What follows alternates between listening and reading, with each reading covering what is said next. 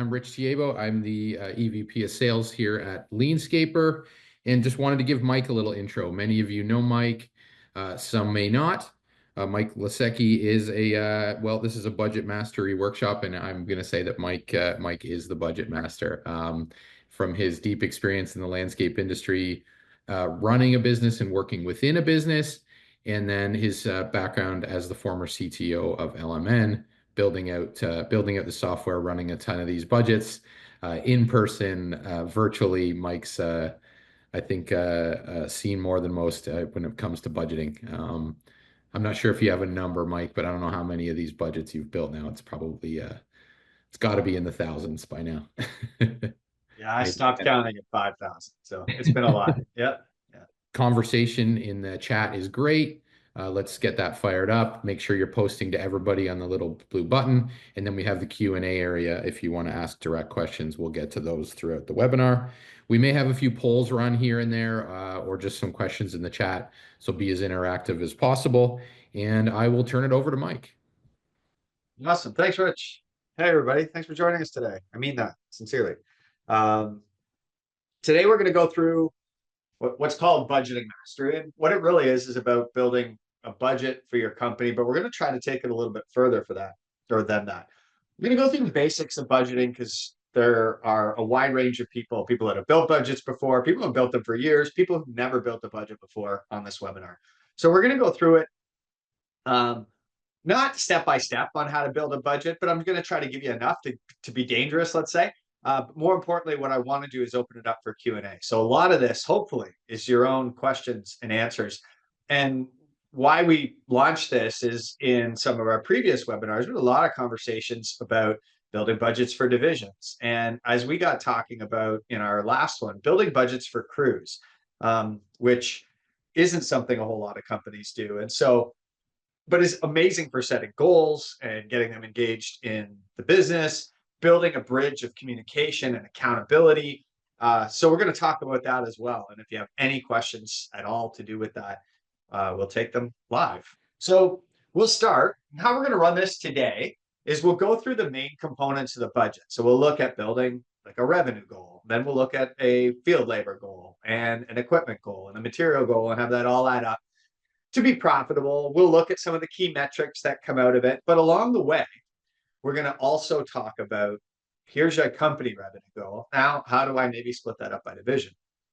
And then maybe really importantly is, how do I split that up across each one of the crews that I have working in the division so that I can give people actual goals to work towards and to measure.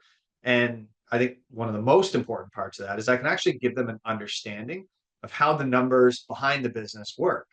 And even though it won't be necessarily every number, so as you get in here, we'll see that. You won't have to be too concerned about what we're sharing and what we're not. It's enough sharing to really empower the people that are doing the work to understand that of every dollar that comes into business, most of it is gone in labor costs, in equipment costs, in material costs, overhead costs. But your average crew lead, if you ask that question, it might be an interesting poll question one day, Rich, when we do a second half of this, is when you asked, maybe I'll just throw this out there right now. It'd be really interesting for me. If you asked your crew leads today, what percent of every dollar that they earn from the work they do in the field is retained by the company as profit? A pretty interesting answer. As we all know, the average in landscaping is somewhere between like 4% and 12%. And there's certainly companies that do more. There's definitely companies that do less. But it'd be really interesting to hear the average crew lead's opinion of what that happens. I can speak from our own personal experience. It was they felt it was about double what was actually retained. So their estimates were a lot closer to the 30 to 40% net profit range versus the 10 to 15 that we were actually earning. And so what this did is give us all a new, well, give for them anyway, a new baseline understanding of when we lose an hour on a job, or when we forget something, or when something doesn't go as well as we estimated, if we're over budget on hours, there's very slim margins that we're working with. And so rallied around that. Then also it became the cornerstone or the keystone of our incentive plan. We were able to better communicate to crews how much you could potentially earn as a wage in our company which was largely driven by how much revenue we could expect that you could produce. And those two things are really correlated. And once they understood that correlation, we found people were much more engaged. They became entrepreneurs within business and were certainly a lot more aware of waste, of inefficiency. And the biggest one is going to be a lot more aware of opportunity. Every hour wasted is not just a problem with that job that we wasted it on. It's an hour of time that we could have been generating revenue on that job or our next job. And when you look at it that way, and a number I'm going to come back to probably fairly often in this webinar is about $150 an hour per person is the sort of the design build revenue earned per hour. So I know most of you are probably saying, well, I don't charge $150 an hour for my labor, and neither does anybody else. But when you factor in a design build crew making a reasonable charge out rate per hour and the materials and work they install during the time, the average amount of revenue produced for a design build crew is close to $150 an hour. It's not exactly, but we'll use that because it's easy math. For maintenance crew, it's obviously a lot less. They are installing far less materials. They might have annuals and mulch and some chemical applications, for example, but on the whole, a lot less revenue. They're going to be closer to the $60 to $75 range. However, that's per person. And when you think of it that way, now you can look at like, well, a 3-person crew that loses an hour has lost the opportunity to generate $450 in revenue. And it sure doesn't take very many of those hours lost to start adding up to some really significant numbers. So we'll drive into that deeper on the budget. But if you think about that's sort of how we aligned the company budget with department budgets, with a crew budget, with that crew understanding how they're incentivized, and also understanding that, hey, if I do these things that are going to eliminate problems, eliminate waste, think ahead of time, I'll be able to make more money because I'm going to generate all this more revenue. And we will, as a company, reward you for that by sort of benchmarking a percent of revenue that we can spend on wages. And then the more revenue you do, the more we can spend on your wages. So we'll go through that today, as well as all the other things. Labor will be a big one, but we'll go through equipment, we'll go through materials, we'll go through overhead, which will also be a big one. And we'll look at company level, department level, right down to the crew lead level and how we can split those out. Come up with a great plan, not only for the company, but for every single person that works in it, so that we can go out, execute that plan, and increase our chances of being profitable very significantly by having us all rallied around the same plan. Quickly flash this graph up. It's something that Mark goes through in a lot of his presentation. It's what we call the strategic planning cycle. And it starts by the company setting goals. And this is really like, where do we want to go with the business this year? Are we growing the business this year? Are we staying where we are? Are we contracting the business? Probably not. Are we getting into new areas of business? But it's about setting the goals. From those goals become desired outcomes. And really, that's the budget. So the desired outcomes is, well, what are the revenue we're going to hit? How much am I going to spend on wages? What equipment am I going to buy to get there, et cetera? And then we're going to build strategies to make those outcomes possible. One of those strategies might be, I'm going to give my crews a budget so that they can engage themselves in producing what we need to produce to be profitable. Then we're going to look at ways to measure those things, take those results and use those to feed our goals next year so that we're on a continuous improvement cycle of profitability. So why do we build a budget? For those of you who never have, maybe that are watching, I know some of you, I know many of you on this right now already have done this and you have your reasons. So we'll go through that. We also might look at a couple that you haven't quite used it for. But certainly if you haven't built a budget before, why would I build a budget for my landscape company? Well, first of all, you probably have goals for your company in your mind. You do want to grow, perhaps, or you want to be more profitable, or you want to get into a different type of work. It's really important and not that much time and effort to sit down and put together a budget as the outcome. What is that going to look like? And am I going to make money at that? We talked about it earlier on this call. I've taught a lot of budgeting, and a lot of times you see somebody sitting down at the beginning of the year and like, hey, we're a maintenance company, but I think I want to turn up a design build crew. And they'll start their budget with a $200,000 goal of design build work, very quickly finding out, oh wow, that doesn't make any money. Like the value of that is tremendous. Or I'll take a maintenance crew for 3 days a week, and then I'll put them on design build for 2 days a week. And again, understanding what that looks like from a numbers perspective, it can save you a year's worth of problems and perhaps a year's worth of not a profit, by just sitting down and building a budget to make sure those outcomes are accurate. You'll be surprised how often that just a simple budgeting exercise, this is what I want to happen, and then you look at the end result and you're like, oh, that's not exactly what I want to happen. It needs to be better. Great. Now we just set the goals to be better and we have a good plan. Versus the alternative, which would have been, we'll just work that first plan all year and find out at the end of the year that, oh, that didn't work as well as we had hoped. But then it's too late. We've lost an entire year in business, and we only have 25 to 30 years in business. We can't afford to lose one or two. So I really believe the budget, for the couple hours it takes, is tremendously valuable. We'll cut off years in the lifespan of growing your business, at least years of problems, and help you get to where you want to get to a lot faster.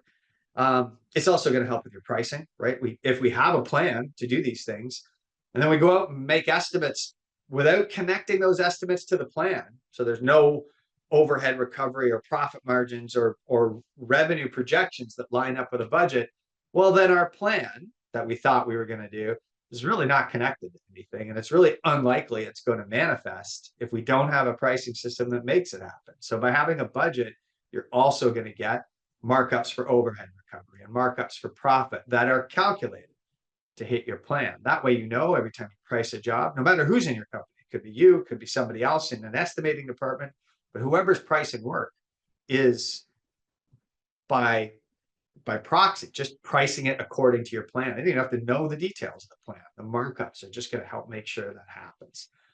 So overhead recovery and those markups is a big one.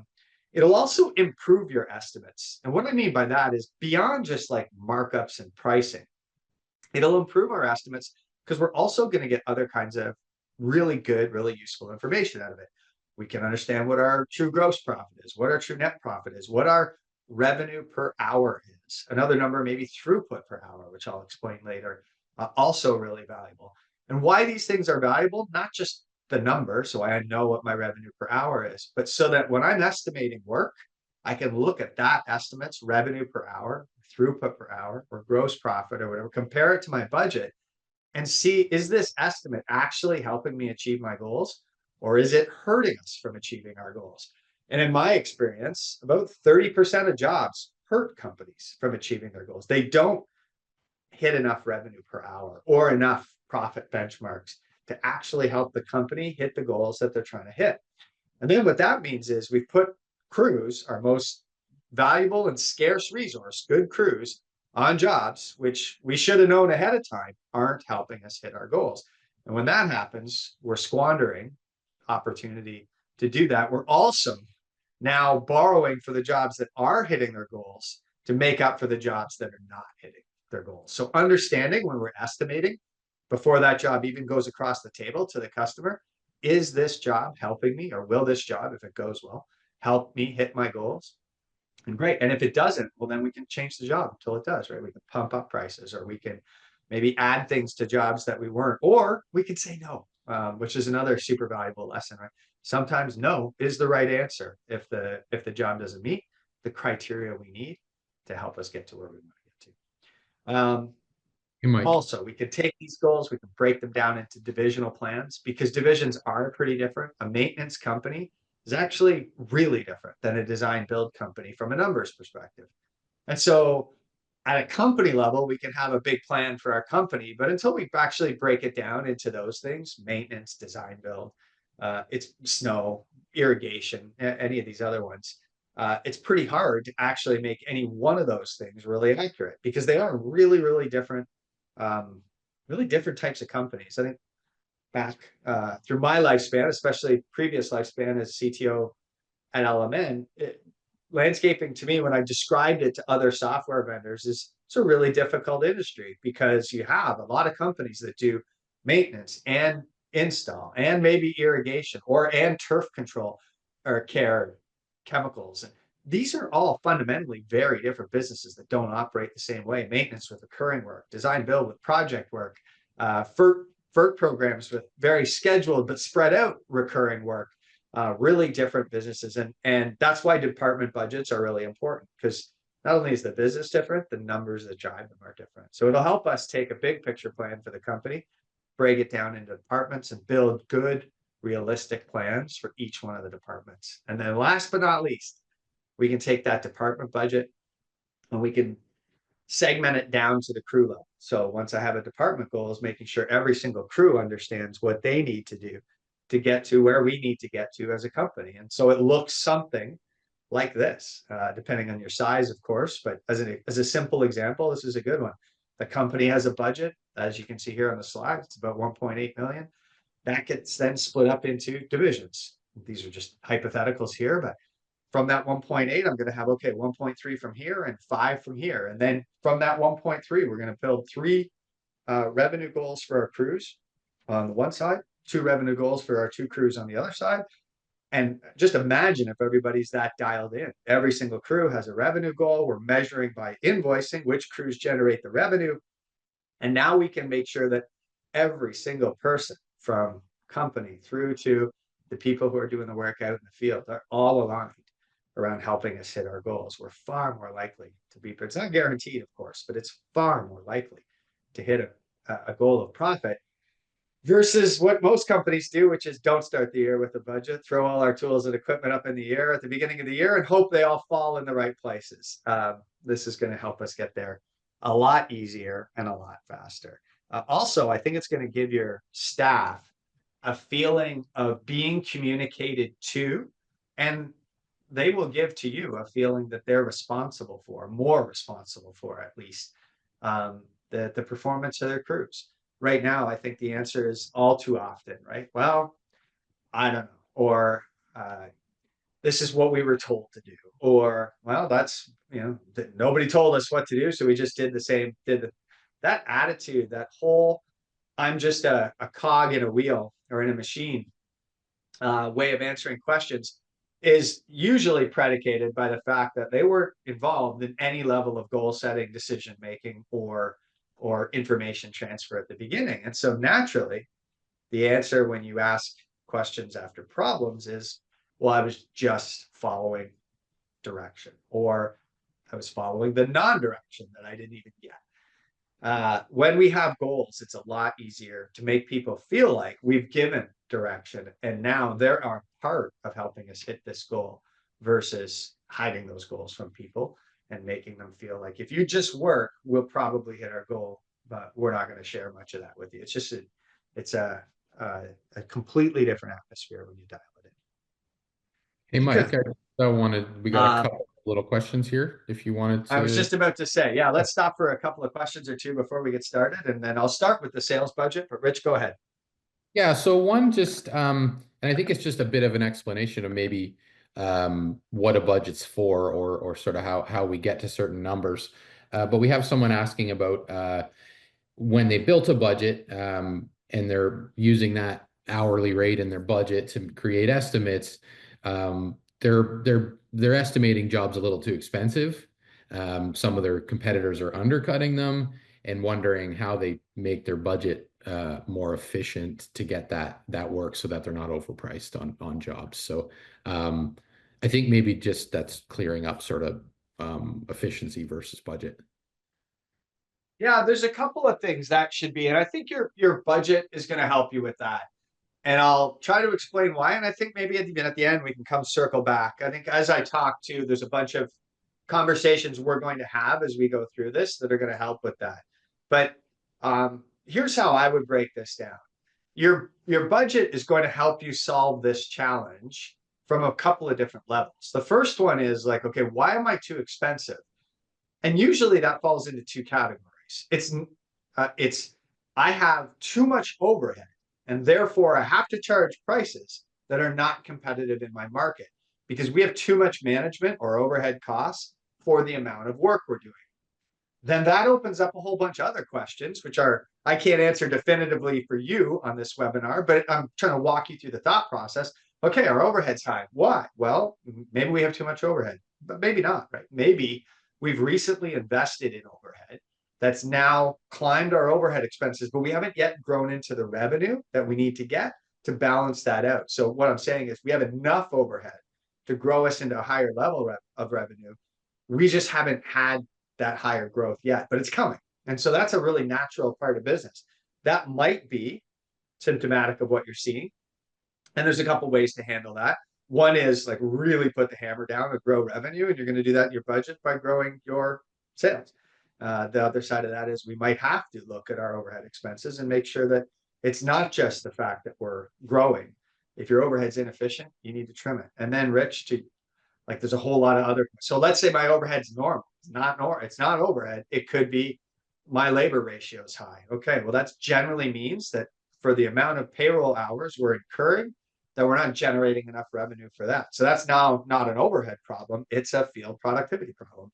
And that could be for all kinds of reasons. It could be we're too slow on jobs. It could be that we're not doing the right kinds of jobs. We're doing jobs like I talked about earlier that don't have enough revenue per hour. So I think the overall answer to that is a complicated question that I can't answer for you because I don't know the symptoms that are causing that yet. But as we go through today, I think you're going to start peeling back some layers and have a much better understanding of where it is in your budget that's making your prices too expensive, and then how to compete. I answered this the other day on the forum. This comes up everywhere and all the time. And it's funny, we used to do pricing exercises in our workshops where we would have a whole bunch of hardscape contractors price a job that I put up on the board. And often, I'm not saying once or twice, like often, we would see a disparity of like the low contractor being half as much as the high contractor. And both were busy. And so what does that tell you? It's, well, this person's really good at selling work, and this person's really doing good, really good at efficiently doing work, but this person's struggling in sales because they obviously can't sell for more expensive. And this person clearly is showing the market will bear more expensive if you sell it correctly. They're just not very efficient at doing it. Finding that middle ground is achievable. That's where I'm really trying to drive at, and will help clear up some of the how do I compete. I am going to use an LMN budget to go through the elements of this as I sort of break it down. You don't have to use an LMN budget to understand anything I'm going through today. It's certainly unbiased. It's a long time ago. I was heavily invested in this, but it's certainly one of the easiest ways to build a budget. Will help us along. But think of it for today as a communication vehicle. LMN is a great way to build a budget and have it integrated with estimates. It's also not the only way. And you don't have to use or know LMN to get any advantage over the rest of this webinar. But it certainly makes for a nice visual explanation of what I'm talking about on the screen. So I'm going to dive right in, for example, to a sales budget. So let's start. We're going to do every time we go to a budget here or a component of a budget, we're going to break it down into 3 sections. We're going to look at company, department, or division, and then we're going to look at crew. So we'll start with company level sales budgeting. And so what goes in here? Well, all your revenue. It's pretty much that simple. We're going to put all our revenue in here so that we have a nice total of what we did last year, what we hope to do this year. We didn't have to have last year because our budget is a forecast of where we want to be next year. Maybe that's a great place to start. When we're building a budget, particularly around this time of year, what we're actually doing is creating a picture of what we want to look like at the end of the year. So it's not so much last year. That's a P&L. You can get that out of accounting. We have that. What we're doing is creating our P&L for 2025 now, before it happens. Now, hopefully we get there. And then what I'm trying to say is the odds of us getting there and achieving that desired P&L for 2025 are so much greater when we start the year with that. You think of like everything works this way, right? If I want to get somewhere, well, I need to start with a map that shows me where that is. Then I can plan best on how to get there. And if there's road closures and traffic and accidents, whatever, we can work around that, but we still know where we're trying to get to. So it's not going to be a perfect journey, but I absolutely know where I'm going. And anytime I have to make a change, I can make a change that helps me most efficiently still get to where I need to go. And that's all a budget is. A budget's a P&L that we're going to set up at the beginning of the year. That is what we want to look like at the end of the year. And so what goes in your sales budget? All the revenue that you hope to have at the end of the year. And as we get into the rest of it, we're going to have to build a labor plan that's going to deliver that revenue, and a materials plan, et cetera, et cetera. But for starters, the sales revenue goal is really that simple. A couple of things you should consider, or will need to consider, is it might not be exactly what's in your accounting. And what I mean by that is companies take revenue sometimes, and we won't call anybody out, but sometimes revenue is taken in more like a barter form. Sometimes revenue is just taken in cash. And one of the advantages of having a budget that's not in your accounting system is that if these things are happening, we can be realistic about our budget. What I mean by that is we can include those things, whereas we might not include those things in our accounting package. So your revenue, excuse me, should absolutely include any and all sources of revenue, be they cash, be they even barter, etc. Because if you don't, that's going to be another reason to the question we had earlier of like, hey, why can't I compete in my market? Well, if you're building a budget or a pricing plan that doesn't include the revenue in your upside, but does include the costs of the materials and the labor and the overhead it took to earn that cash revenue, your budget's going to look not profitable. You're going to have to raise your revenue to get there, which is ultimately going to sort of raise prices to get there. But it's all because you just didn't factor revenue in the first place. So again, just make sure you're counting on all your revenue here. Rich, I'm just going to pause for a second, and I'll do this as we go through each one. I'll talk about company, department, crew, but I'll pause after each one that I talk about and make sure that we don't have any outstanding questions or concerns with that section. Okay. No, we're all good at the moment, Mike. Just people All are right. going Okay. on, and I think here to hear you get moving. So, yep. Excellent. Well, before I really then dive into like the department, etc., you can see here in my sales budget, I've broken my revenue down by department. You don't have to do this when you're doing a company budget, but it does make doing your department budgets a lot easier because now I already have my revenue goals set up by department. It also helps me make adjustments easier. And look, even if you're not building department budgets, then you should have anyway a revenue target for each department. It's a lot easier for me to set goals and then manage those goals when I have an idea of where that revenue is coming from. Now, obviously, if you're a smaller company and you have all your revenue from one source, you don't need to do this. But if you have 3 or 4, it's probably a good idea to do this. Sometimes we get asked like, well, what's the right amount of revenue I should have for a department to have its own budget? And the best answer to that would be once a department would be sort of able to stand on its own 2 feet as a company.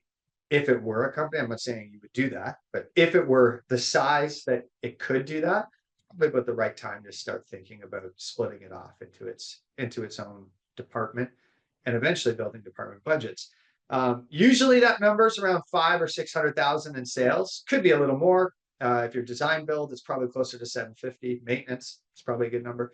And certainly once you get over $1 million, you should definitely start thinking about looking at the division as something that could stand on 2 feet. Otherwise, what often ends up happening is one division starts like a vampire sucking the profits out of another division. And when all the numbers are blended, it's a lot harder to see, well, where's that happening from? So if there's any confusion there on you, if you've got a hunch like, hey, we're not doing as well as we should overall, pretty sure this division's working, I'm not so sure about this division, these kind of things will help you bring extreme clarity to what's actually happening. And it might be backwards. I've seen that before. It's actually the exact opposite. Oftentimes it is what you think. And now you'll know exactly to what extent it is that you think and how you can fix it. Fixing it with pricing, fixing it with the type of contracts you go after and stuff like that.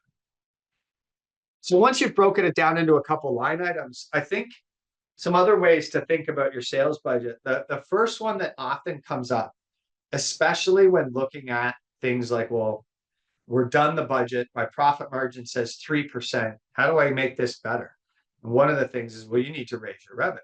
And oftentimes the thing is, I'm not sure we can do any more work. Like I think we're capped. And what this second bullet here, so we've talked about the first bullet that's on the slide deck now. The second bullet is reverse your thinking sometimes when we're talking about growing revenue. Growing revenue is obviously the first thing that comes to mind is charge more money. Okay. Or do more work. Those are the two things that most people jump on. Charge more money. If you can get it, great. But obviously that puts us into sometimes a problem with competition. Do more work, also great sometimes, but also sometimes like, well, hey, our crews are tapped. We can't get anything done. So what do you do then? Or how would you grow revenue then? And there are other ways to grow revenue. So one is the type of work you go after. And when we get into looking at measuring revenue per hour, I think you're really going to start to see that there are certain types of work that generate $200 of revenue per hour. I'll give you a good example, like lighting, planting. Those are both good examples of work that generate high revenue per hour. And again, for those of you who may have just joined us or joined us late, revenue per hour is not, we're not charging people $200 an hour to do planting. But what we're saying is for every hour that my crew spends planting or doing lighting, we can generate $200 of total revenue because they're putting expensive materials in the ground quickly. Appliances is in an outdoor kitchen is another way to pretty quickly generate a lot of revenue. And so when we talk about growing revenue, like, yeah, of course, growing revenue could be a result of charging more or doing more work. Growing revenue could also be taking some of the work that you're doing today. I talked about it earlier, that sort of vampire effect, that bottom 20% of work today that isn't generating a very good revenue per hour and is actually slowing down the company from hitting its goals. If you flip that to where it was the top 20% of revenue, you'd immediately see very significant revenue growth in your company without actually charging more money or without actually working the crews any harder or trying to get more jobs done. You're just doing a different kind of job. So when you look at things like, how do I set my sales goal in a scenario where I need to grow revenue? I challenge you to look at all of the things that you should be looking at, which is maybe I need to do different work that has a higher revenue per hour. Maybe I need to charge more for some of our work, if it's not all. Maybe I need to package my estimates of the core work that I do with enhancements or extras that help me get to the revenue per hour I'm doing. And maybe if I can't get there, the jobs are clearly hurting me and maybe I shouldn't be doing them. And I need to replace them with jobs that aren't. So growing revenue is a big question we get a lot, and just want to make sure that everybody understands it doesn't just mean more, and it doesn't just mean more expensive. It also can mean, hey, look, there's a different way of charging for work. The last thing I'll talk about that is too, there's a different way to sell work. And we need to look at that if we want to grow revenue. Lots of times we hear people say like, oh, I can't charge anymore in my market. And I'm like almost going to guarantee that for every one of those companies, there's somebody in the market that's charging 20% more than you, and they're busy. And it's everywhere. And branding plays a part in that. The sales approach plays a part of that. The trust they earn from their customers, the way they do their work, how they get their work, all these things can impact how much they're able to command. And so, yes, if you are competing, without really differentiating yourself on a very commoditized service, it's going to be price sensitive and you're going to have to compete at that. But maybe that's also telling you need to do a bit of that work and you need to do a bunch of other work that's a lot different than that if you want to hit the goals that you're planning. Last but not least on this slide, and then Rich, I'll flip it back over to questions, would be snow. Snow is another one we get questions on all the time on revenue, because it's like, well, how do I predict snow? And you can't. As Rich will testify earlier, I was stranded about 4 hours ago somewhere. And you will never be able to predict how much snow it is. So on snow side, we got to think of averages. And absolutely, we're going to be wrong every single year. But the hope is that over 3 to 5 years, if we're using accurate averages, that curve will average out over that time. That's what we're really trying to do with snow revenue. You're never going to predict in any one given year whether you're right or wrong, but what you can do is predict a snow revenue and have pricing methods that are built to soften the blow when things are really bad and help have a higher floor when things are not snowing at all. So it's a blend of seasonal and per visit contracts that allow us to win on the average. It's like the stock market. Not every day does the stock market goes up. It goes up over time. And so the idea is to be right the average of the time, not every single day, or in this case, every single season. Who we doing for questions, Rich? Yeah, we got a few here, Mike. So a few people in the Q&A. Just one here I'd like to point out. For smaller businesses with a big revenue target for 2025, just asking how you manage the budget and set achievable numbers for income and expenses. The revenue numbers is achievable, but it's a large multiple of the previous year's revenue and may seem far-fetched. So how do you create an ambitious budget without generating like incorrect variables and sort of messing it up too much? They just want to know that when you're a smaller business and you're doing that big jump. No, it's a good question, and the simplest way I could think of to explain that would be the ratios. And so when you're a small business, just a word of caution, your ratios can be a bit skewed. When you say small, I don't know exactly what you mean. You could be a $250,000 business. You could be a $2 million business and think you're small. So, to dive into the details, and could happy to take a question offline. That's no problem too. And that way you can talk about your numbers. But first is that like the ratios will help you set accurate things as you're growing. If you are on the smaller end, so let's say sub 500,000 in revenue and you're shooting for say $1 million, the ratios that you have today are probably not the right ratios that you need to get to $1 million. And that's just because you're small. Once you hit say $1 or $2 million, the ratios do stay fairly, not exactly, but fairly static as you grow. I'm going to talk more about that when we get into overhead. So my answer would be, if you're going for aggressive growth, great. And one of the things that can help you the most is ratios. If you're not familiar with the ratios that you should be striving for, you can absolutely reach out to us and we can help. Your best indicator is what you did before, especially once you're of a certain size. But again, if you're really small, what you did before is probably not going to work going forward. For instance, most people when they're small start out working in the field.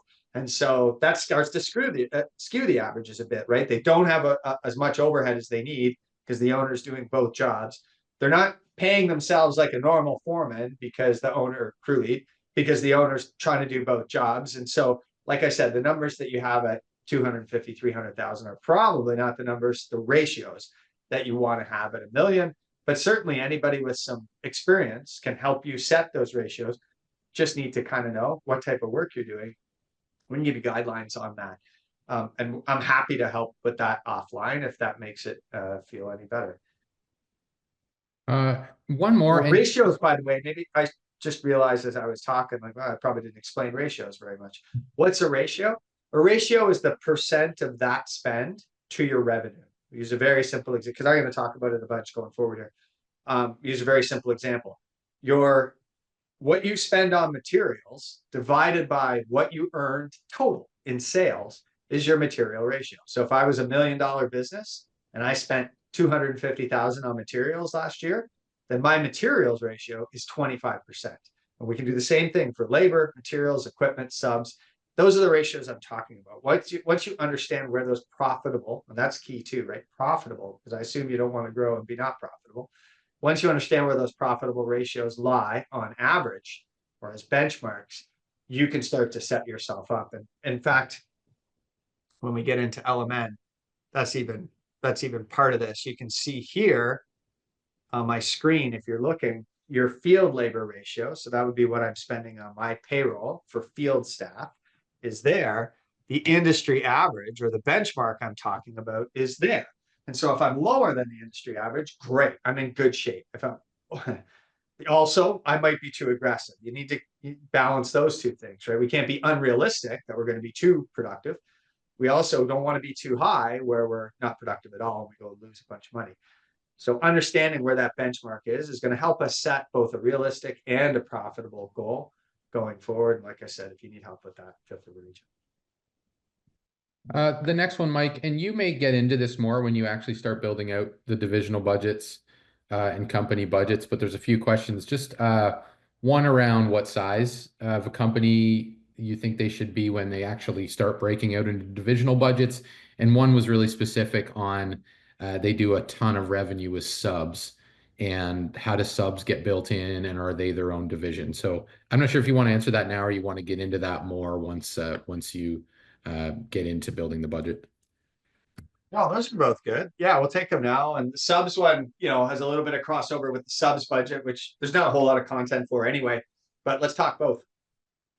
First question on the revenue side. I think it was like roughly how big, Rich, should I be before I start looking at departments by?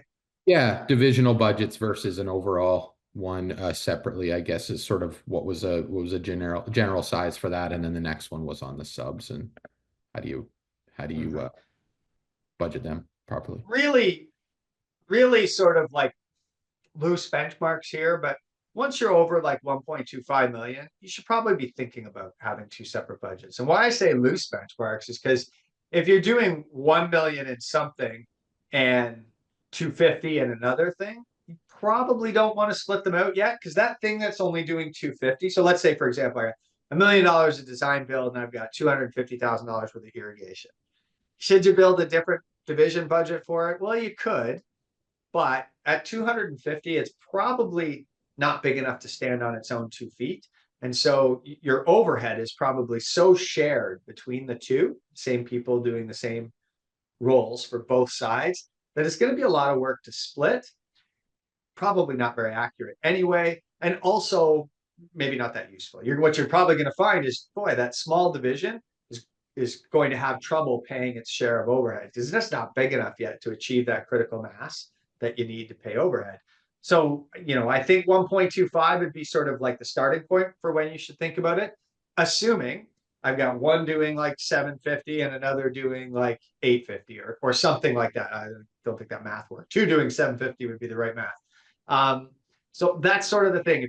Once I think you have two departments or divisions generating over 500, but probably closer to 750. I think that's probably the sweet spot for when you should start splitting it out. If I was a $900,000 company doing 750 in one division and 150 in another, I don't think you're going to get what you're going to learn is that 150 division is probably struggling to pay down overhead. And that's that's why you don't see a lot of $150,000 companies out there because it's just too little to pay down overhead. You need to grow into a certain size that can afford a certain level of overhead. Usually that doesn't start until 350 to $500,000. Second question, the subs. Should I split them out because they're so different? I think that'd be really useful. If you have subs at less than 5%, then I would build subs into my budget like we're going to as we go through this. And I would, make too big a deal about it. It's just not significant enough to break the mold.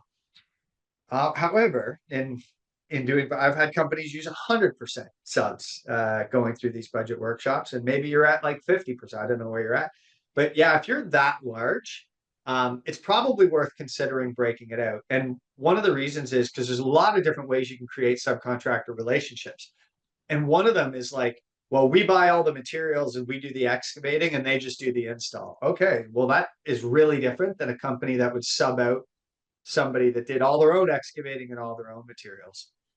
So understanding how your subs work and not necessarily taking from your own crews, or I should say, skewing your own company's costs of production by having subs that do a very different type of work with a very different type of cost structure, trying to merge those two together. Again, under 5%, not a big deal. 50%, I think what you're going to have is crews that you pay your own stuff all for and subs who you might not pay for any of their stuff. And those numbers are going to be very different. And as an average, they're going to be very unuseful for either one, right? Like an average there isn't going to help you price this. It's going to mess that up. And it's not going to help you price your own crews either because it's going to mess it up. So you definitely want to keep them separate in that case.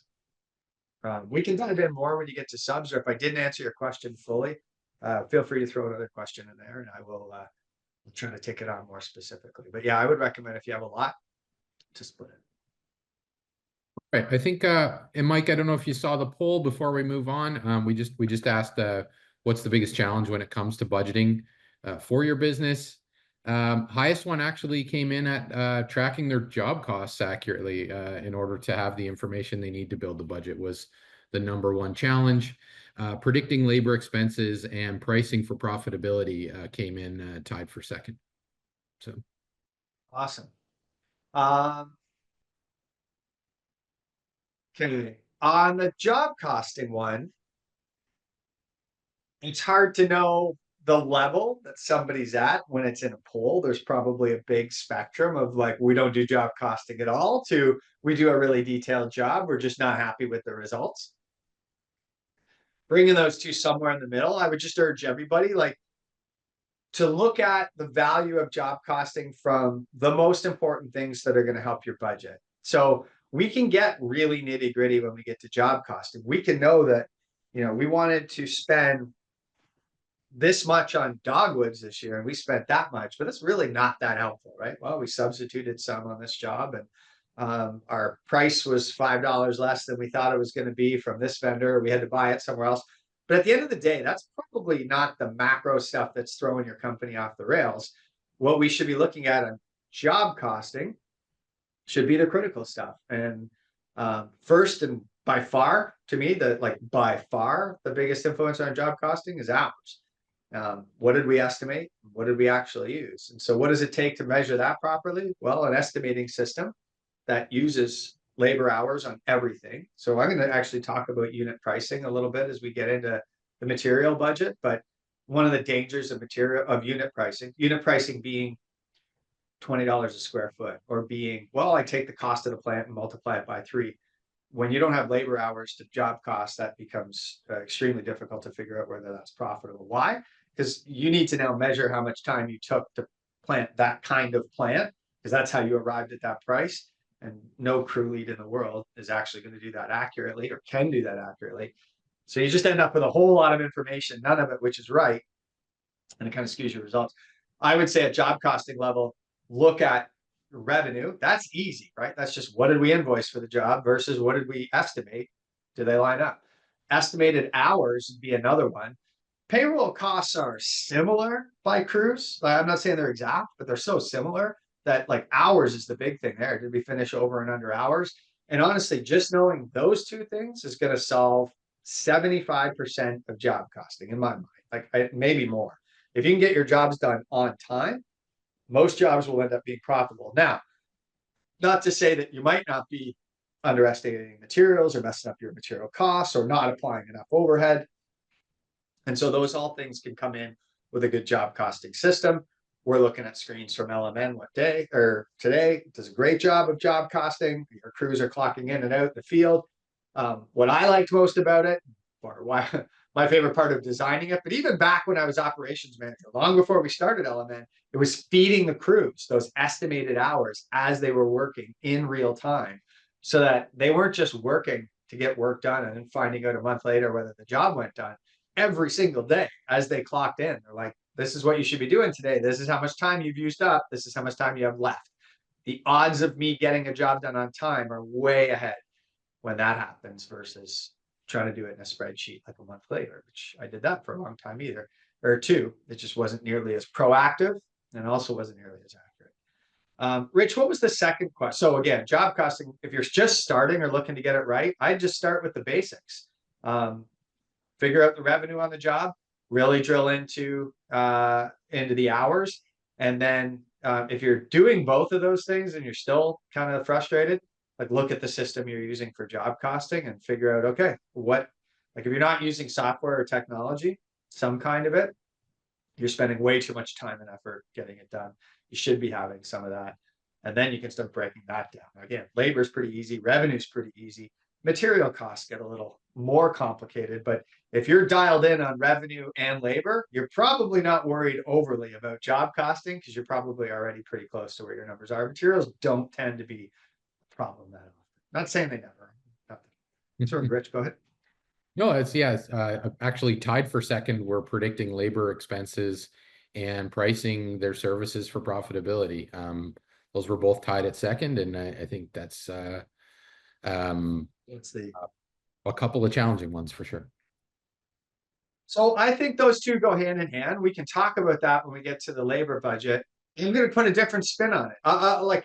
And I'll just go back to my experience with Mark at TVG and reflect on that for a minute.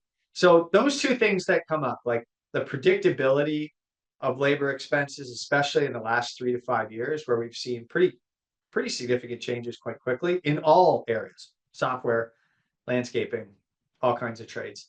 That's been changing. Honestly, I believe for landscaping, it's a good thing. We've been way too low for way too long. This will be ultimately a good thing for us with some short-term pain as we get used to it. But understanding what the labor costs are can be sensitive when we're like trying to dial in a labor cost for estimating, and we're not quite. We have to end up spending more than we'd like to. But another way to look at it was the way that Mark looked at it a long time ago, which was, I'm going to pay more for labor, significantly more than the market going rate. I'm going to get the most productive people in my company that I possibly can by paying more than the going rate. And therefore, as a group, we'll generate more revenue than most companies because we're a lot more productive. And so what I would encourage, and this is where it like brings in both the labor cost and the pricing thing, is like, if you have people that need to be strongly micromanaged for whatever it is, right? $17 an hour, $15 an hour, whatever wherever you're from, it varies by region. Like 100 hours of their time is going to be the $1,500 that we're talking about here when we estimate, when we try to price work, right? Then I mark that up for pricing. But if I have a really high pay, maybe they're $20 an hour as compared to those two, but they can get the work done in 75 hours because they are more productive. Well, my price is the same. And so it's not necessarily like we can worry about the price that we're charging. And for sure, sometimes we're going to get undercut on jobs.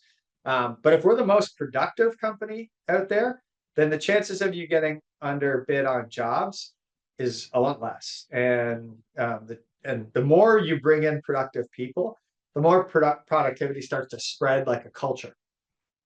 And so, when Mark brought in well-paid crew leads, taught them about their crew budget, which I'm going to get to in a second. So now they're engaged in what they need to do, tied an incentive system to that, which included bonuses and wages, bonuses and wage settings based on their performance.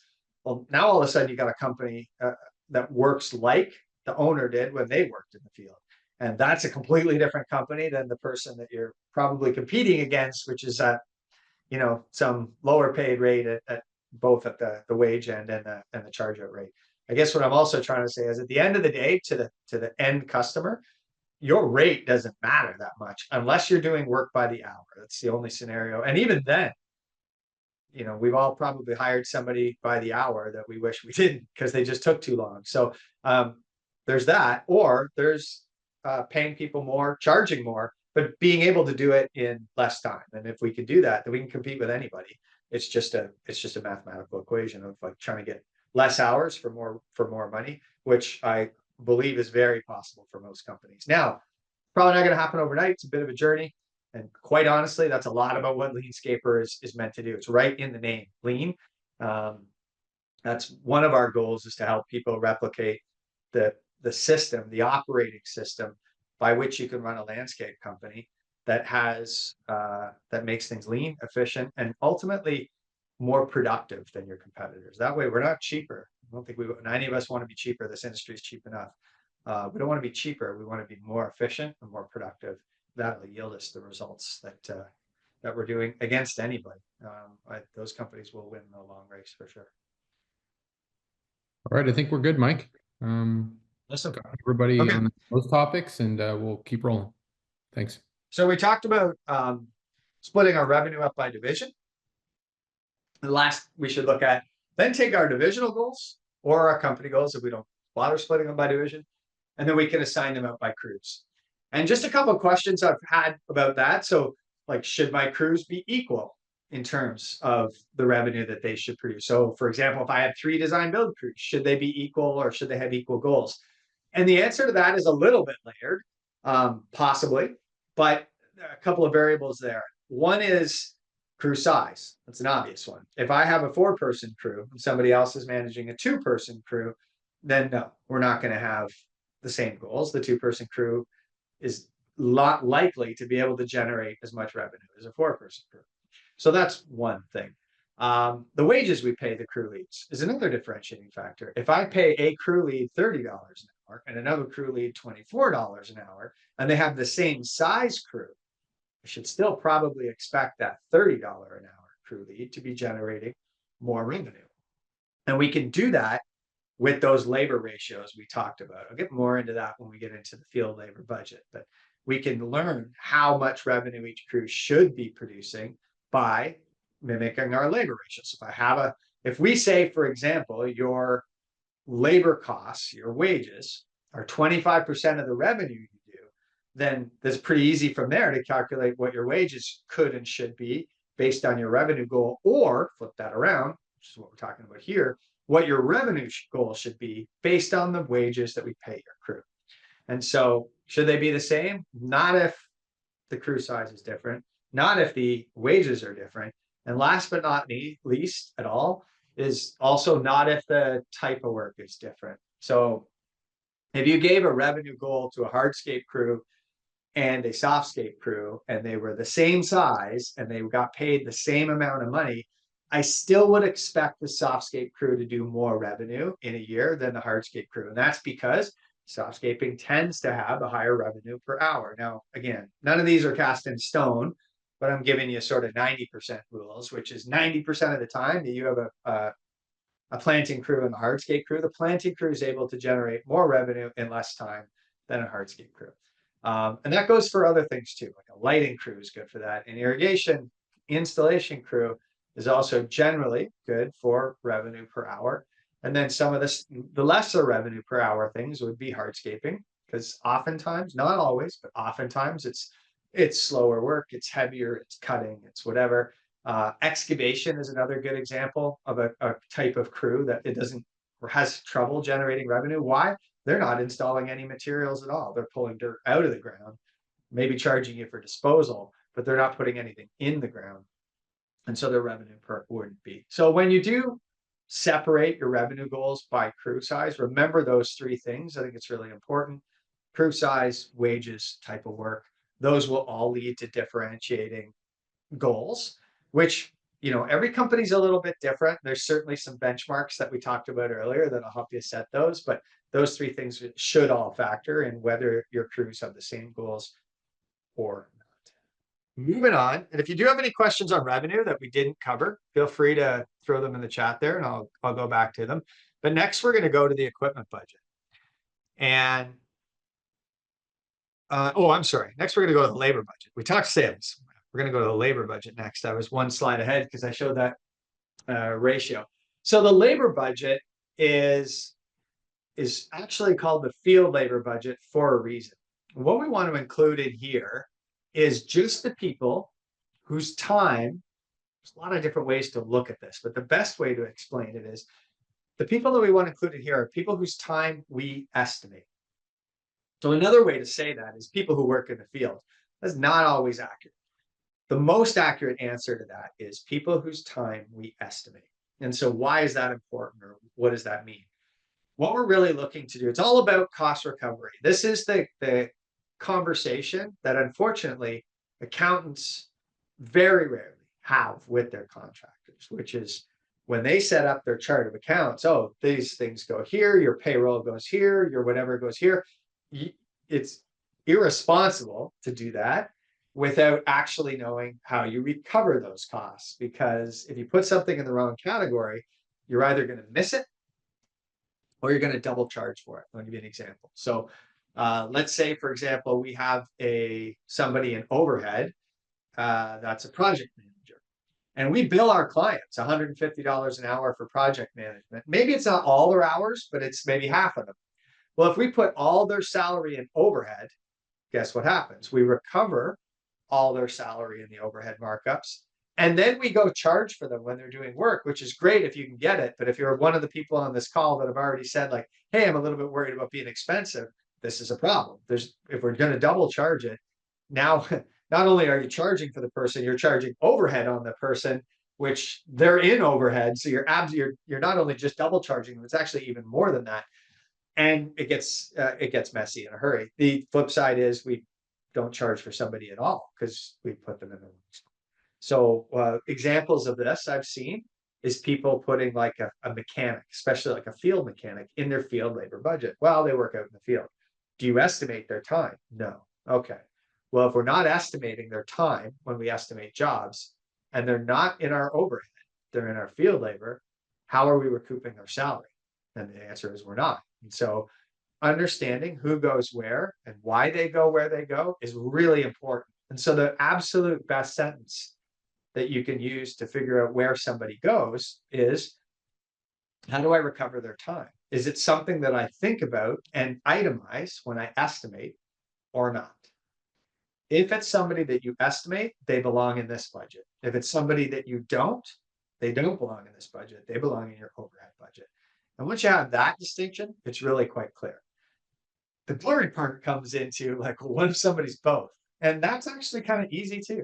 You take the hours that you think they're going to be billable or estimated, and you put those in their payroll hour in the field labor budget. Then you take the remaining hours and wages and you put those in the overhead. And then so if you have somebody who's billable or estimatable half the time, that's how you handle that. You put half their salary in field and half their salary in payroll. You make sure in overhead, you make sure then that you estimate that half of their time when you do your estimates, and then you've done everything correctly. And that's the best way to think about it. So as we're talking through the field labor budget, I really want you to make sure that you're focusing on, do I estimate this person, or am I building this cost into my estimates? And if I'm not, where does it go? The only other sort of trick or hitch to that as we're building this would be like, well, my field crews work in the field almost all the time, but it's not always 100% estimated. Examples could be like loading in the morning, taking training, driving, going to vendors to pick stuff up. These are all examples of that. Now, typically, we would advise, don't separate all that time, try to, and put it in overhead. You can do that. There's nothing wrong with that. You can do that. The other side would be when you put all their hours in field labor because it's most. And then you look at, okay, what's an unbillable markup that I need to add to my crew's field labor or payroll cost in order to make up for that time? And once you understand that, you can add a multiplier when you're calculating the billing rate to recover that unbillable time, which makes it a heck of a lot easier than trying to separate everybody's time into field and overhead. So the general rule of thumb I use is like, hey, if we estimate them almost all the time, they should be in field labor. And if it's not all the time, that's okay. When we get into calculating like, well, what do we charge for this crew? One of those markups has to be something like, well, we're going to mark up this payroll cost by 25%, 20%, whatever it is, to recoup that unbillable time. And unbillable time is going to also vary a lot depending on how you estimate and what kind of crew it is. When you build your estimates, if you include all the unbillable time in estimates, I like this method personally.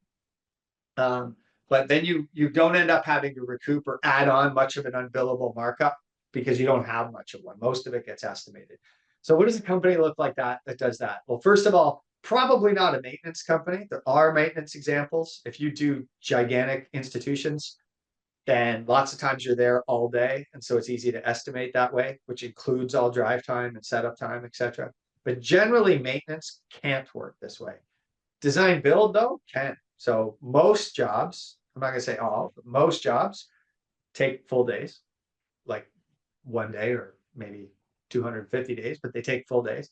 And so how we used to estimate was we would estimate for a 10-hour day on like in the estimate for every day we were going to be on the job. So for example, we're doing a patio, it's a 3-day patio. Great. Each person is 30 hours times the number of people we were going to put on that job. 10 hours a day times 3 days times 3 people, it's 90 hours. So basically every hour of the day is getting estimated. What we're not trying to figure out is, well, exactly how much time are they on site putting the pavers in the ground? Because if we charge for the whole time, we're going to make sure everything gets covered there. We're going to have a lot less issues, as I talked about earlier, trying to figure out what's billable, what's unbillable. And think of it this way too. When the crew starts their morning, they're on the clock. It doesn't matter where they are, whether they're at the shop, whether they're driving, whether they're picking up stuff at vendors, because because we weren't organized enough. Whenever they're on the clock, that job hours is ticking down. So there's this new renewed sense of urgency every day of like, I've got 90 hours to get this work done. And that means we got to load our trucks fast. It means I got to drive, not speed, but drive fast. What I mean by that is like not stop for breakfast, not stop for fuel if we have fuel at the yard, not forget things on the trailer. So we have to make extra trips back to the vendor or back to the shop to get stuff. I'm prepared the night before for the next day so that we can get there, get working, and get this job done on the hours. If you're only measuring the hours it takes to do the work in your estimates, it'll still work. You still can add an unbillable factor to recoup that, hour, hour and a half a day that's unbillable. But it's not the same urgency. That time in the morning that gets clocked in when it's not leading to a job counter kind of just vaporizes into nothing. And same thing at the end of the day. And if we have to go pick up stuff from vendors, that's okay, because it's not counting against the hours I have on the job. And our thing is like, that's absolutely the hours that we need to capture. Those are some of the most important hours. Why? Because those hours aren't generating revenue.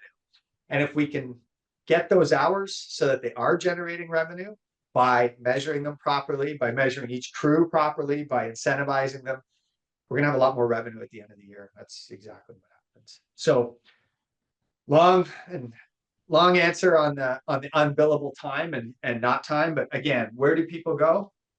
If they work in the field, they probably go in the field labor budget, but it's all about how you estimate them. That's going to be the most important thing. There are people in the office who you might, like a project manager, designers, if you charge for your designs, you might split their salary. I can almost guarantee a designer doesn't have all their hours billed out. But you can put the hours that you do expect that they'll be billed out into the field labor budget, and all the other hours that they spend sourcing materials, dealing with vendors, dealing with clients. Oftentimes we say it takes 8 hours to do a design, but you're going to find out in real life it's often 16 or 20. All that extra time should at least be then in overhead. So we wouldn't do necessarily all of it in field. We'd split it the best way we think we can. And then also, when you're thinking about estimating and thinking about that unbillable factor, think about how you estimate. Do I estimate just the time on the job? Do I estimate in full days? Because that's going to influence how you set your unbillable factor when you set your pricing. Hey, Mike, I got a couple great questions here in the chat if you're ready for a couple. Awesome. Yeah, fire away. So one person asked specifically, and I think it's a great example just to clear things up. For a project manager, where are you putting them in here? Shoot the question back at them, hypothetically, but I'll answer both sides so that it's clear. But it is like, well, a project manager, I don't know. Do you estimate them? And so if they said, yeah, we estimate project management time into every single one of our jobs, and we think we estimate more than say 80% of the project manager's hours in a year into our jobs, I'd say put the project manager into the field labor budget. If they said, when we estimate, we use the project manager to run the jobs, but we don't include their time in estimates, then absolutely what I just said would not be true. You would put the project manager's time in overhead, and that way they would be recouped just like your finance team and your admin team and all that as part of your overhead markups. And then the likely answer or the possible answer, which is, well, we estimate some of their time to projects, but probably not 2,000 hours a year or whatever their full-time year is. Then I would say, okay, what you need to do is come up with a realistic amount of time that you think you are going to be able to estimate in a year. Maybe it's 450 hours. Maybe it's 1,000 hours. I don't know. It depends on how much project management time you put in your estimates. And you could put that amount of time in your field labor budget. And then that's something that sets a goal for you. I need to make sure that our estimates estimate 450 hours of project management time. It's something LMN can actually track. You can actually look at that and make sure you're doing it. And then you're all lined up. So you got your billable hours in their field labor. You have all those other hours that you don't estimate covered in your overhead, and it works out perfectly at the end of the year. Another great reason for a budget, right? Where are my cost recovery coming from? How do I know that everybody who works for me is getting recovered somewhere? Your budget crystallizes that for you. If there's any more questions on that, feel free to keep going in the QA, but I hope I was clear. Yeah, I think that was really clear. That helps. Another one here, just for salespeople, they have salespeople on commission based on sales, and they're just wondering. Obviously, the salesperson is in our overhead for cost, but what about their commission? Is that something you're breaking out? Are you putting it somewhere different? What are you doing with that? Probably also in overhead or even as part of net profit. It depends a lot on how the commission is structured. Um, if you're putting a line item for commission in your estimates, then arguably you could put them in your field labor budget. I don't see many companies doing that. I do see most companies putting the sales, all the compensation into the overhead budget and having it built in. So, for example, let's say you paid your salespeople a $40,000 base with a 1% commission on whatever they sell. And like there's lots of ways to do commission. So I'm just throwing an example out there. But right, so then I put, when I'm doing my budget, I put both their base, 40,000, and let's say they have a sales goal of 900,000. So I put 1% of 900,000 additionally in their overhead budget. Then my overhead markups will have both their base wage and their commission covered in the overhead markup.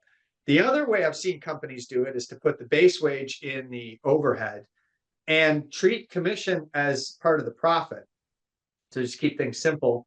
I'd say like, yeah, we estimate at 15% profit. The company needs to hit 12, right? Whatever you can keep over 12 is yours.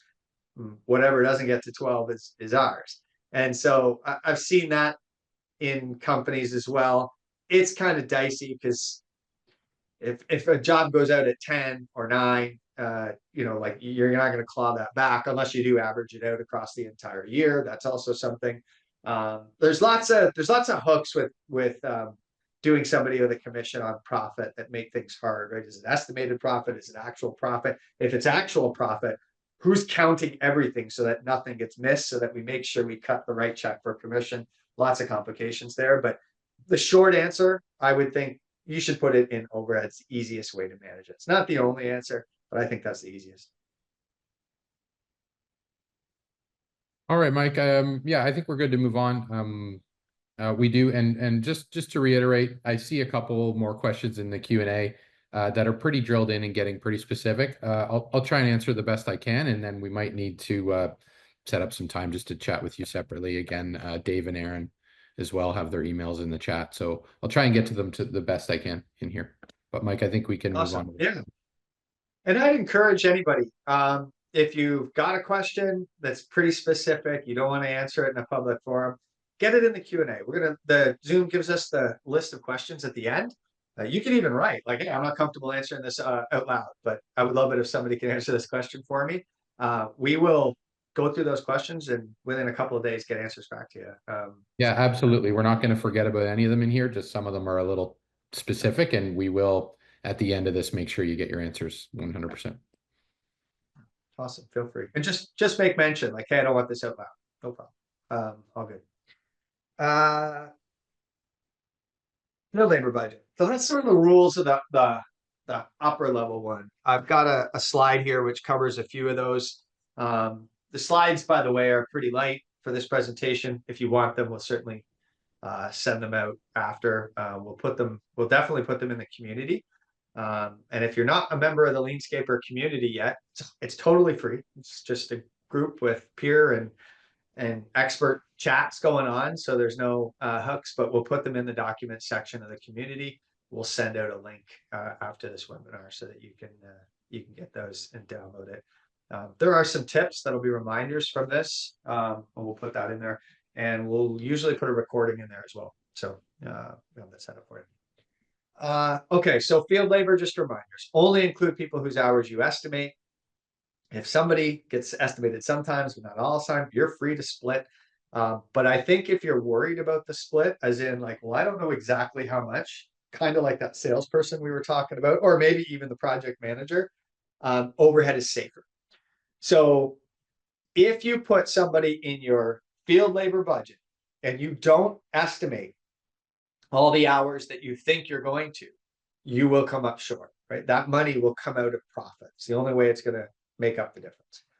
If you put it in overhead, then you're guaranteed that as part of your overhead markups, you're recovering that person's payroll. And you don't have to worry about estimating a little bit less or a little bit more or whatever.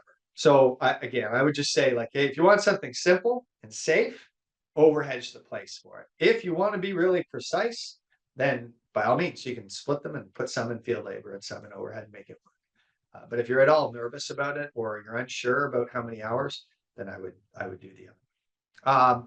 And then the other thing I wanted to talk about, which is going to be maybe less on the department side, but more on the crew wage side, is the field labor ratio and how it works to set how it sets it incentives. So let's first dive in a little bit to like, well, what do I do in a field labor budget if I'm breaking it down by department or division? I'll use those terms interchangeably. They mean the same thing to me, but just in case you hear me say one or the other, it's not different. Different people call them different things. In your department budget, what you're trying to do is, just like we did before, break down the people whose time you estimate in that department budget. So for example, if you had an irrigation crew and you're building an irrigation budget, just your irrigation crew goes in if you don't put your other divisions, assuming you're building divisional budgets for each one. But that can get tricky if you're sharing staff. A really, really prevalent example is snow. Well, people work in maintenance in the summer or design build in the summer, and then come the winter, we flip over to snow. So how do we budget for that? And so what you would do in that situation is you're going to put the hours they work in maintenance or design build or whatever summer venture they're doing in that department's budget. So maybe it's 1,700 hours. And then you're going to put the remaining hours, the hours that you think they're going to work in snow, in your snow department's budget.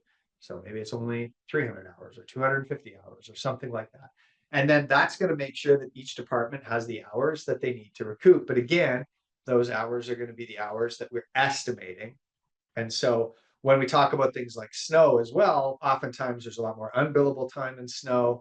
And that's where you start to get really, really precise on your pricing. Hey, we can charge, I talked about it earlier. The divisions are so different sometimes. A design build company is very different than a maintenance company. Both those companies are very different than a snow company.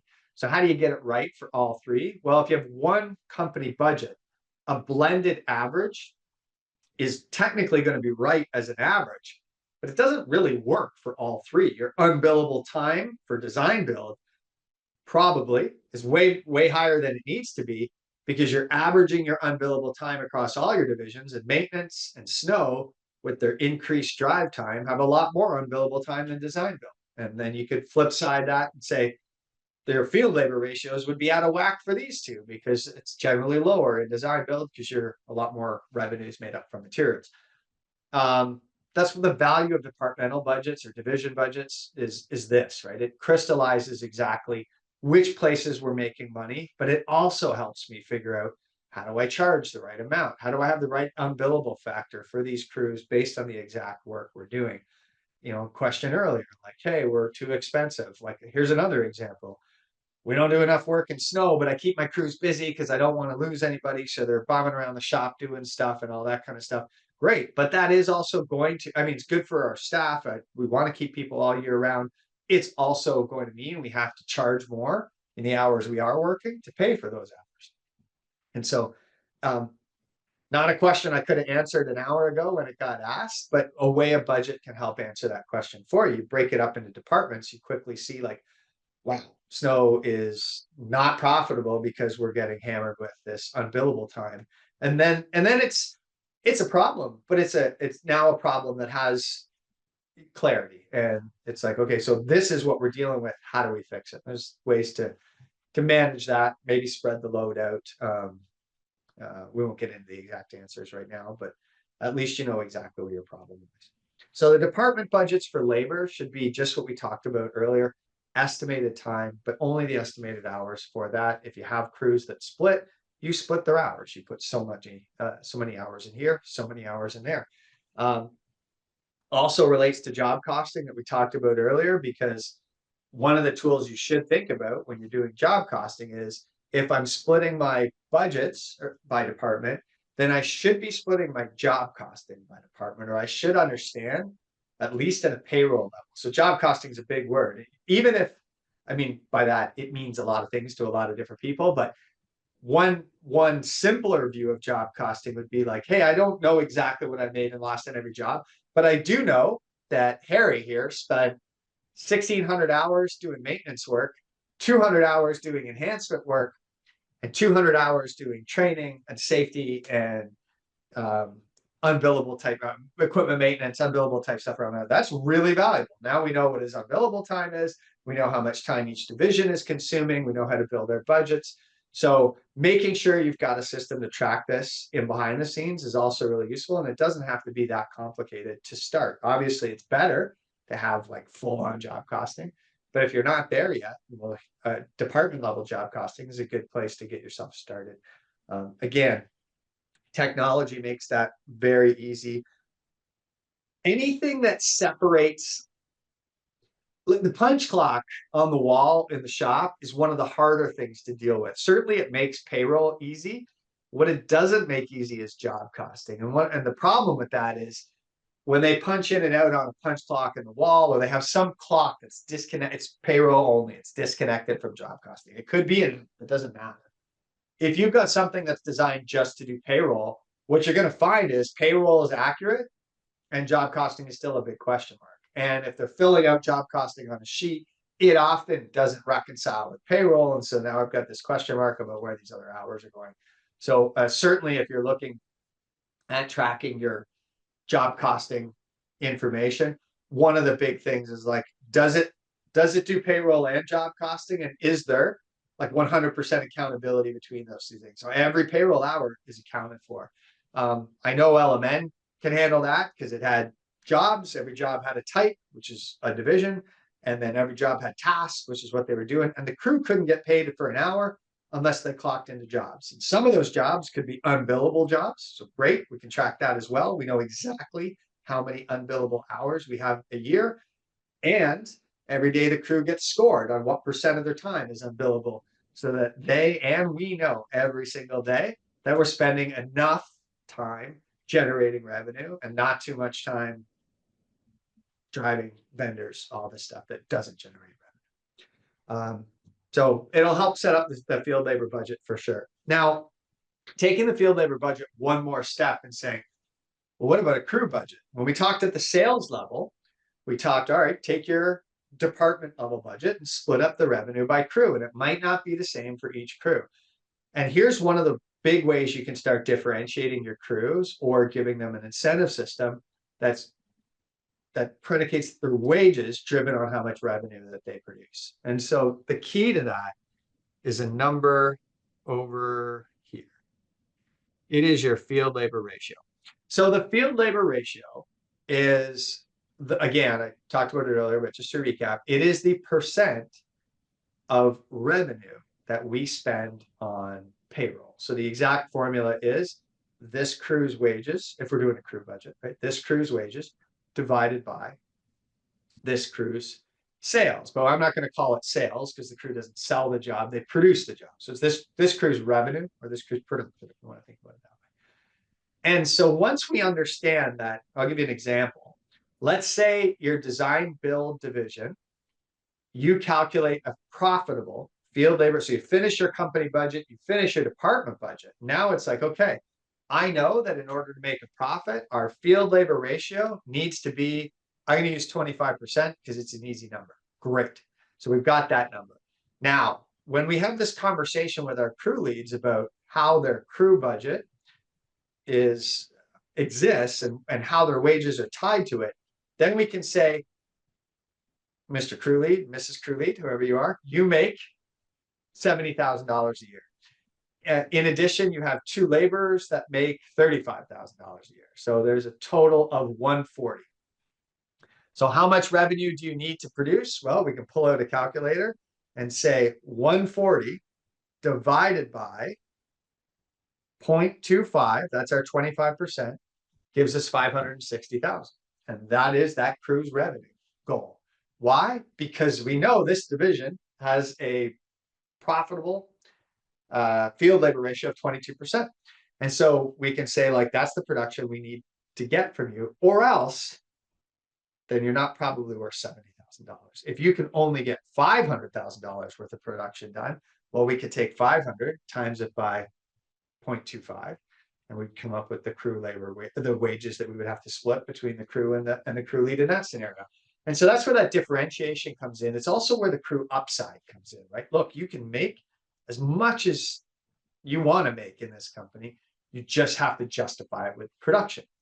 And so it gives them license kind of to create a business within our business, which is like, you as a crew can think of yourself as your own company. Mark says this all the time. Everybody goes to work every day for themselves, primarily. We all do it. And so this gave those people, when you punch a clock on an hourly wage, you don't really feel like you're going into business for yourself. You are, because every day you wake up, you make that decision that I'm going to go to this job today because it's the best thing I could do today, right? So whether that's true or not is irrelevant. That's the choice that you're making. And so you're choosing to go in your business for yourself. This really elevates, though. That's also like a frustrating place to go to work every day, right? That is probably not a place that's going to attract self-starters, and it certainly isn't a place that's going to retain them. When you're thinking about choosing to go to work as a place where you have opportunity and you have an opportunity to manifest your own destiny, your own wages by the value of what you can produce, well, that place has a lot more purpose. And that's what Mark tried to create in our crews by breaking down for them a crew budget, which is, for starters, we'll get through everything eventually, but for starters, it's like, here's your revenue goal, and here's how much we can pay you based on what we know is a profitable percentage of your revenue to sales, wages to revenue ratio. And so now there's a conversation. So now all of a sudden there's two things happening. One is we're opening opportunities for the crew. The other thing is like, now we're having a meaningful, objective conversation with the crew. Before that, wages and raises and what I'm getting paid this year were all subjective, which meant crews came banging on the door for a raise when something happened in their life and they needed something, or when, never seemed to be the best timing, when we were strapped against the wall and needed to, and all of a sudden like needed people, and then all of a sudden one person gets a raise and they talk, and now everybody's coming in for a raise, and it's all gut, it's all emotion. It doesn't feel good to tell somebody they're not, well, it doesn't feel good to not give them enough, but because there's no system, it's exactly what it is, right? It's all subjective, it's all emotion. This took a lot of that away and said, nope, we're going to go by numbers. And if you're good at generating the numbers, you're going to do great here. If you're not good at generating numbers, we probably didn't want you around anyway. You're probably the reason that the company is struggling, or one of them. And so this allowed us to attract better people, keep better people, but also give people purpose every day of their life, thinking like, hey, I choose to come to work here today because I control some of my destiny. I can make as much money as we're worth by leading my crew well, taking care of my equipment, getting my jobs done, minimizing my unbillable time. People often ask, well, didn't your crews like have all kinds of warranty work because they like rushed all the time? Nope, we just made those crews fix their own warranty work, even if that wasn't the most efficient way to do that from an operations perspective. But when that happens, that crew leads out working without generating more revenue. So in their own head, even though they're getting paid an hourly wage for that time, in their own head, they are understanding that they are limiting their negotiations next year for what they can make, given that they're losing revenue producing time. And so it was the exact opposite. Our warranty work actually dropped because crews didn't want to have to go back and fix their own work for free. It was costing them opportunity. Which is the exact same way the company thinks about it, right? That's not like, hey, I get paid by the hour, no matter where I. So really, really beneficial benefits there when setting up your crew wages. So at worst, like your company has a ratio, but again, really useful to break it down as a department ratio because different crews are going to have very different ratios. And then as you build this, now you're building a ratio that ties those two together. Now, at the beginning, it might seem like a lot. Wow. So my crew's supposed to do $500,000 worth of work, but we're only making $150,000. Where's the rest of the money going? We're going to see that in just a few minutes. So that also there's, as we work through the rest of the budgets, what equipment's cost, what material costs, what overhead costs, without getting into too much detail, but at least what it costs. Now the crew's going to have full transparency over the idea of like, hey, there's like 10, maybe 15% left at the end of the year here. There's not a lot. We're like, it's very fair what we're doing in the sense of like, we'll set these goals. These goals are meant to be profitable. Company deserves a profit. The owner deserves a reward for all the risk they take every day. And then anything over that, we're going to be able to share in the rewards of that by, you know, bumping up your wages or keeping your wages where they're same and giving you a bonus that gets you to where you deserve to be based on what you produced in that Hey, year. Any Mike. thoughts or questions there, Rich? Yeah, I just want to let you know we're pretty much at the halfway point here. So just a couple quick questions and then we should probably take a break. Um, Awesome. yeah, so one was just when trying to figure out labor hours for the upcoming season. So we have hours per year worked in there. Someone's just asking basically how they figure that out. Are they using actual hours from last year or what they actually know is available to their crews to work in a year? Yeah, probably your best is what they did last year. The reason is like what you know is available is highly subjective to weather, seasonality, etc. And so knowing that like, hey, we have 180 working days or whatever it is, and it's this many hours a day is useful, but certainly doesn't tell the whole story, right? Well, how many days do we lose to rain, and how many days do we lose to all kinds of stuff? I would go off your last year's payroll, not and ideally like the average of your last 3 years payroll, because I think that's probably the more accurate thing. And we might all think we had enough time, buffer time for those non-productive days. Usually it's underestimated. So I would use the payroll. Last year is good.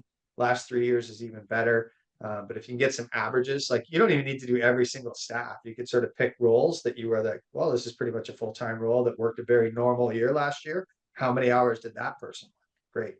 That's your benchmark for going forward this year. And again, probably by department is necessary because you're going to see certain departments can work earlier and later in the year based on the type of work they do. They'll have different hours for sure. Yeah, absolutely. I know with my company, my maintenance apprentice, they were much lower than design build apprentice on hours per year just because of the length of season we could get in on the design build side. So I hear that for sure. For sure.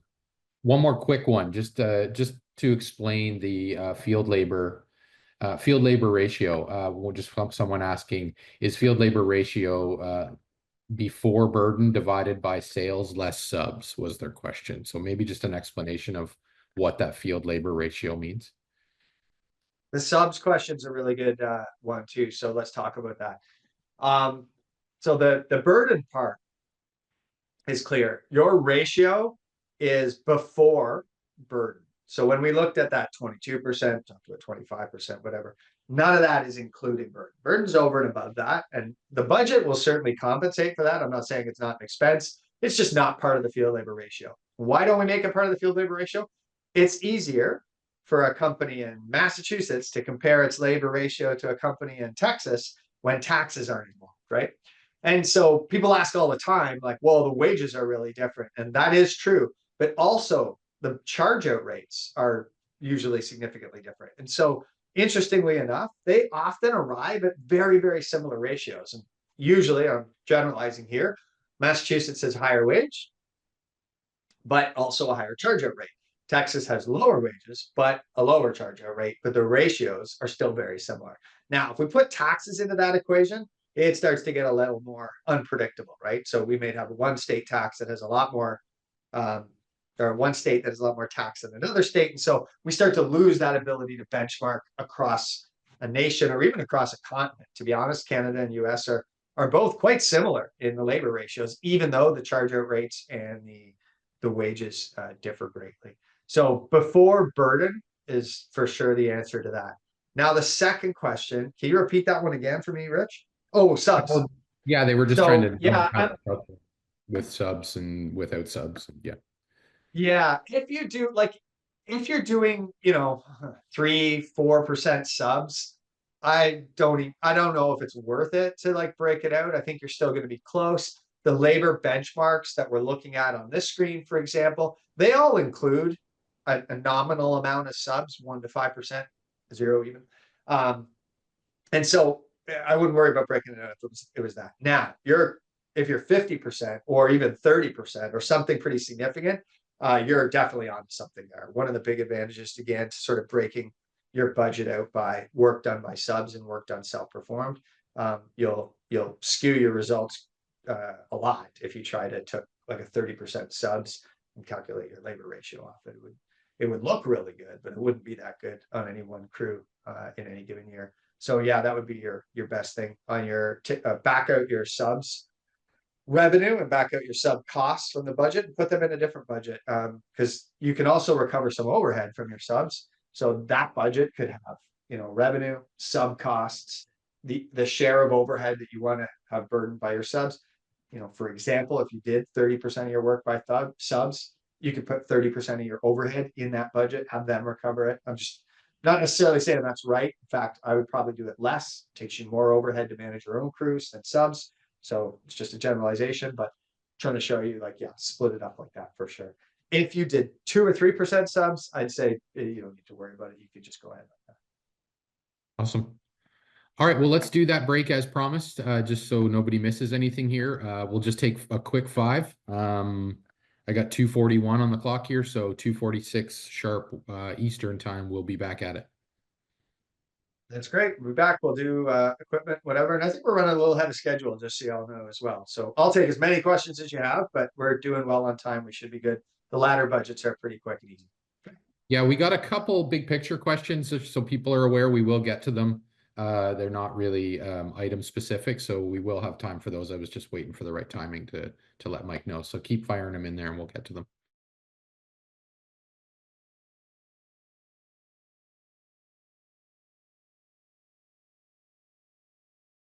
We should be ready to roll for the rest. So like I said, the rest is actually going to go pretty quickly. The next 2 budgets are quite simple. And then there's an overhead budget, which just got some nuance to it, and we'll cover those metrics that I suggested can help us estimate better and set better goals for ourselves. And then we could open it up to any and all questions that I may not have covered. I did want to say one thing. I saw a couple questions in the chat. Like, when I talk rates for wages or rates for charge out rates, I am not in any way applying that those rates are suitable for you.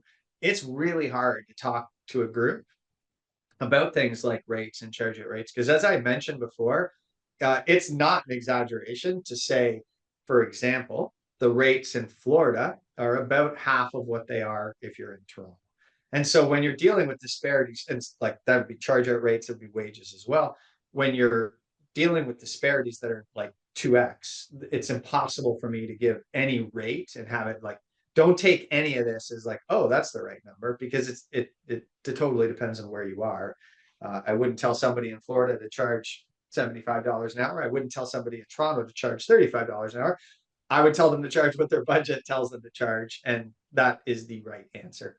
And I know that, it's not a cop out. It just can't do it on a group webinar.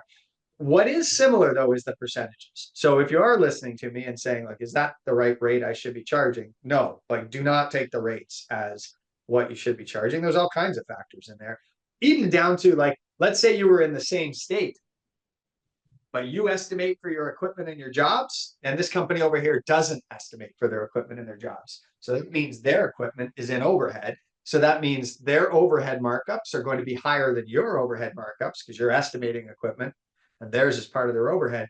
And so their labor rates need to be higher to compensate for the fact that they don't estimate and charge for equipment. But if you estimate and charge for equipment, you can afford your labor rates lower. So be really careful. Same conversation right off the bat of this webinar was like, hey, I'm having trouble competing at my rates. There are many layers that go into rates that are hard to, like, somebody says like, well, I'm $50 an hour, I'm too expensive. Well, that's a lot of variables there. How you sell it, your brand, there's all that stuff. But more importantly, like, okay, maybe it's expensive, maybe it's not. It is expensive, perhaps, if in that market, the going rate is 45 and you are estimating your equipment and you do have low overhead and you whatever, like, okay, there's a problem to deal with. But it's not always that problem, right? Hearing 2 people's rates, we used to hear that all the time, like, oh, I can't compete at this. It's like, well, where's your equipment? How do you charge for it? Well, it's here. It's okay. Well, now we're not comparing apples to apples because we have 2 people charging for things differently. And so your rate sounds more expensive, but at the end of the day, when you estimate, it should be quite close to your customer. I want to bring one more example to this because it's a big one and it's really relevant to this conversation, which is like also charging rates. I mentioned briefly earlier that at TBG, we used to estimate in days. So if it was a 3-day patio, we would do, and let's say it was 3 people, right? It was 10 hours a day times 3 people times 3 days, 90 hours for the patio. And what that meant is we had very little unbillable time because we estimated for just about all the cruise hours in a given year. Yes, we still had, spring training, trailer organization, occasional equipment maintenance, downtime to due to weather or whatever, but it's nominal. It's not like we have downtime every day. Every day, all the cruise time is accounted for. What that means is our labor rates would be lower than a lot of our competitors, not because we're cheaper, because we are estimating more hours. Every day is a 10-hour day. If I had a competitor who only estimated time on site when they were estimating, then they might only charge 7.5 or maybe 8 hours in a day to their projects. But that would mean that competitor also has to recover that drive time and setup time and load time that we were recovering in the hours that we were estimating. They were not. So that means that time has to be part of their unbillable factor or their overhead, either one, usually unbillable factor. And so they would have to charge a higher rate for less hours. At the end of the day, our prices, if we both do our math correctly, our prices are going to be about the same. We're both going to have a 3-day patio, right? I'm going to charge more hours at a lower rate because that's the way I estimate. They're going to charge less hours because that's the way they estimate, but have to charge a higher rate. At the end of the day, our price of the patio, all other things being equal, would be the same. Now, in the real world, I'll be a little more efficient, or they will be, or whatever. There will be differentiating factors.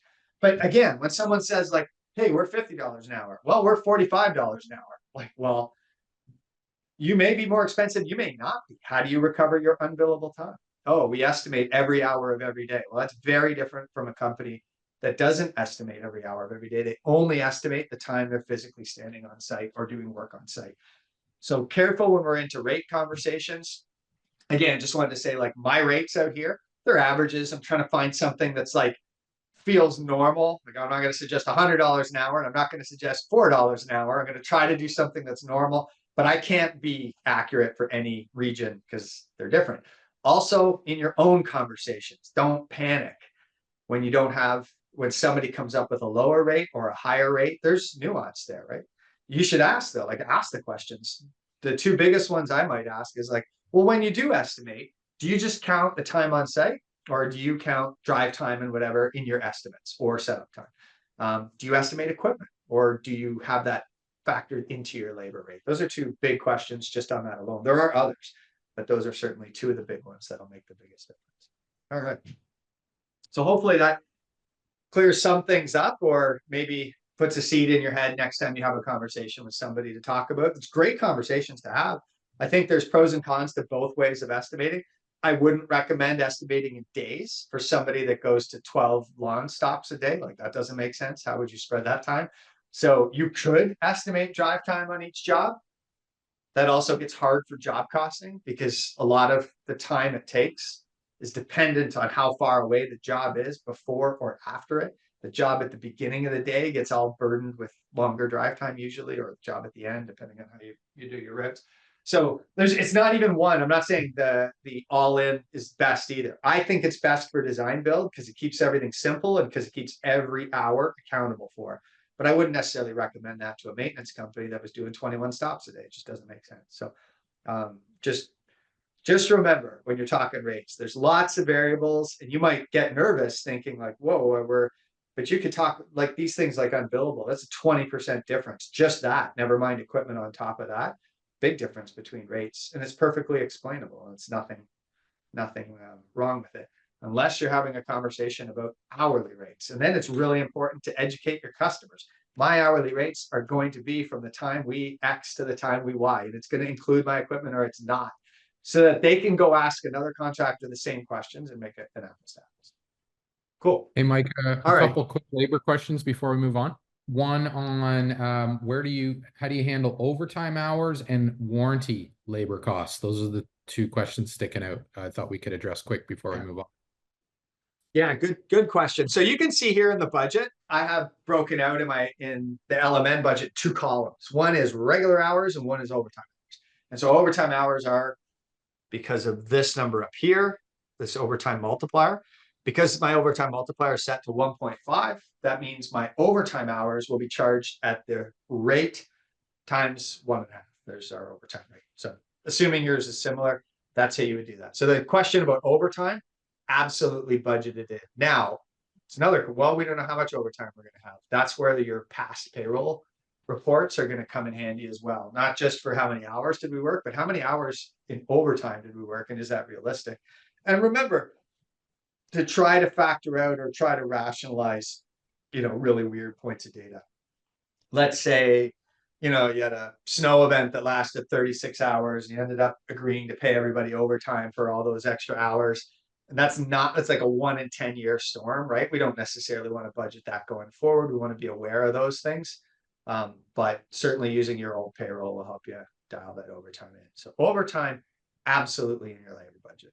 Warranty, also probably in your labor budget. And it's probably covered in your hours per year. So when I build a labor budget, I generally, for the field staff, put in their full payroll hours. But we talked about this earlier with this unbillable factor, unbillable markup.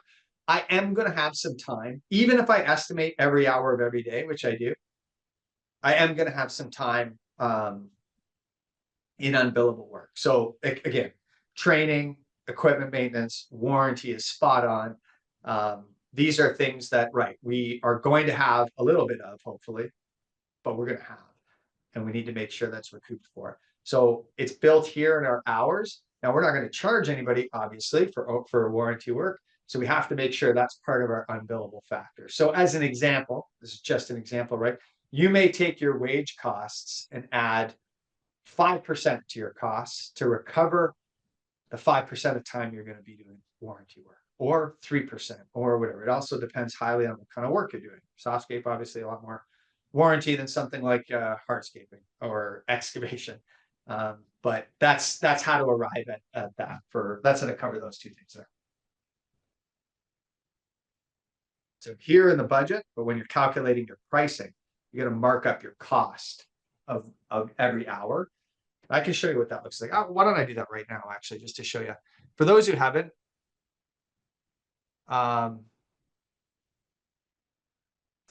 seen LMN, I'll just show you how it does it. You don't, again, have to use it for this to make sense.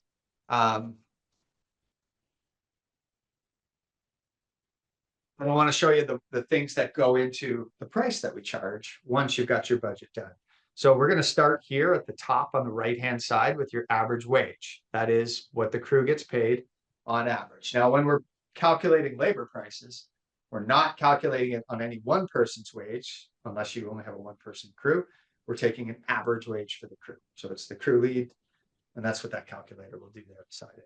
Then we're going to add an overtime factor, right? We need to make sure that on top of the wage, there's overtime. And if I fill those numbers in my budget, like I showed you, it'll automatically calculate my overtime factor. So it'll mark up the cost of my wages by the amount of, by the percentage it needs to recoup the overtime hours that I budgeted for in the budget. Or you can type one manually, but it'll calculate it if you did the steps that I did in the budget. Then you've got your unbillable factor. That is where your warranty would come in. This is where we're going to mark up our costs by another percentage to figure out how to recover costs like training, like meetings, like maybe it's some equipment maintenance in the winter time. Maybe it's working around the shop while we'd like to keep the crews busy, but not necessarily out plowing snow. So these are driving could be an unbillable time. You don't estimate driving, right? I either put it in overhead or it's built into my unbillable time. And so you could have on the low end an unbillable time of like 5% if you estimated like we did, where almost all hours are in the job. Or you could also have unbillable time of upwards of, and this isn't a joke, 50%. If I'm a snowplow crew driving around in bad weather, in traffic, plowing a couple sites, going back to pick up salt, going back to where I go, I could have 50% of my shift not plowing, just driving. And in that case, you're going to see what that does to the bill. Obviously, jack up the rate a lot. But that is how to recoup those unestimated costs. Again, you can take them out of your labor budget, put them in overhead, but I feel like that's a lot of work. Or you can multiply, or you can add a multiplier to recoup that time when you come up with the price. So all the field labor time is in the field labor budget, and we have a multiplier to the price that'll add enough to our cost to make sure that we're going to recoup those free hours that are an inevitable reality. And then on top of that, you've got your labor burden. So that's our taxes and payroll and all that kind of stuff, which has to get charged on top of overtime and whatever. So that's why it's added there.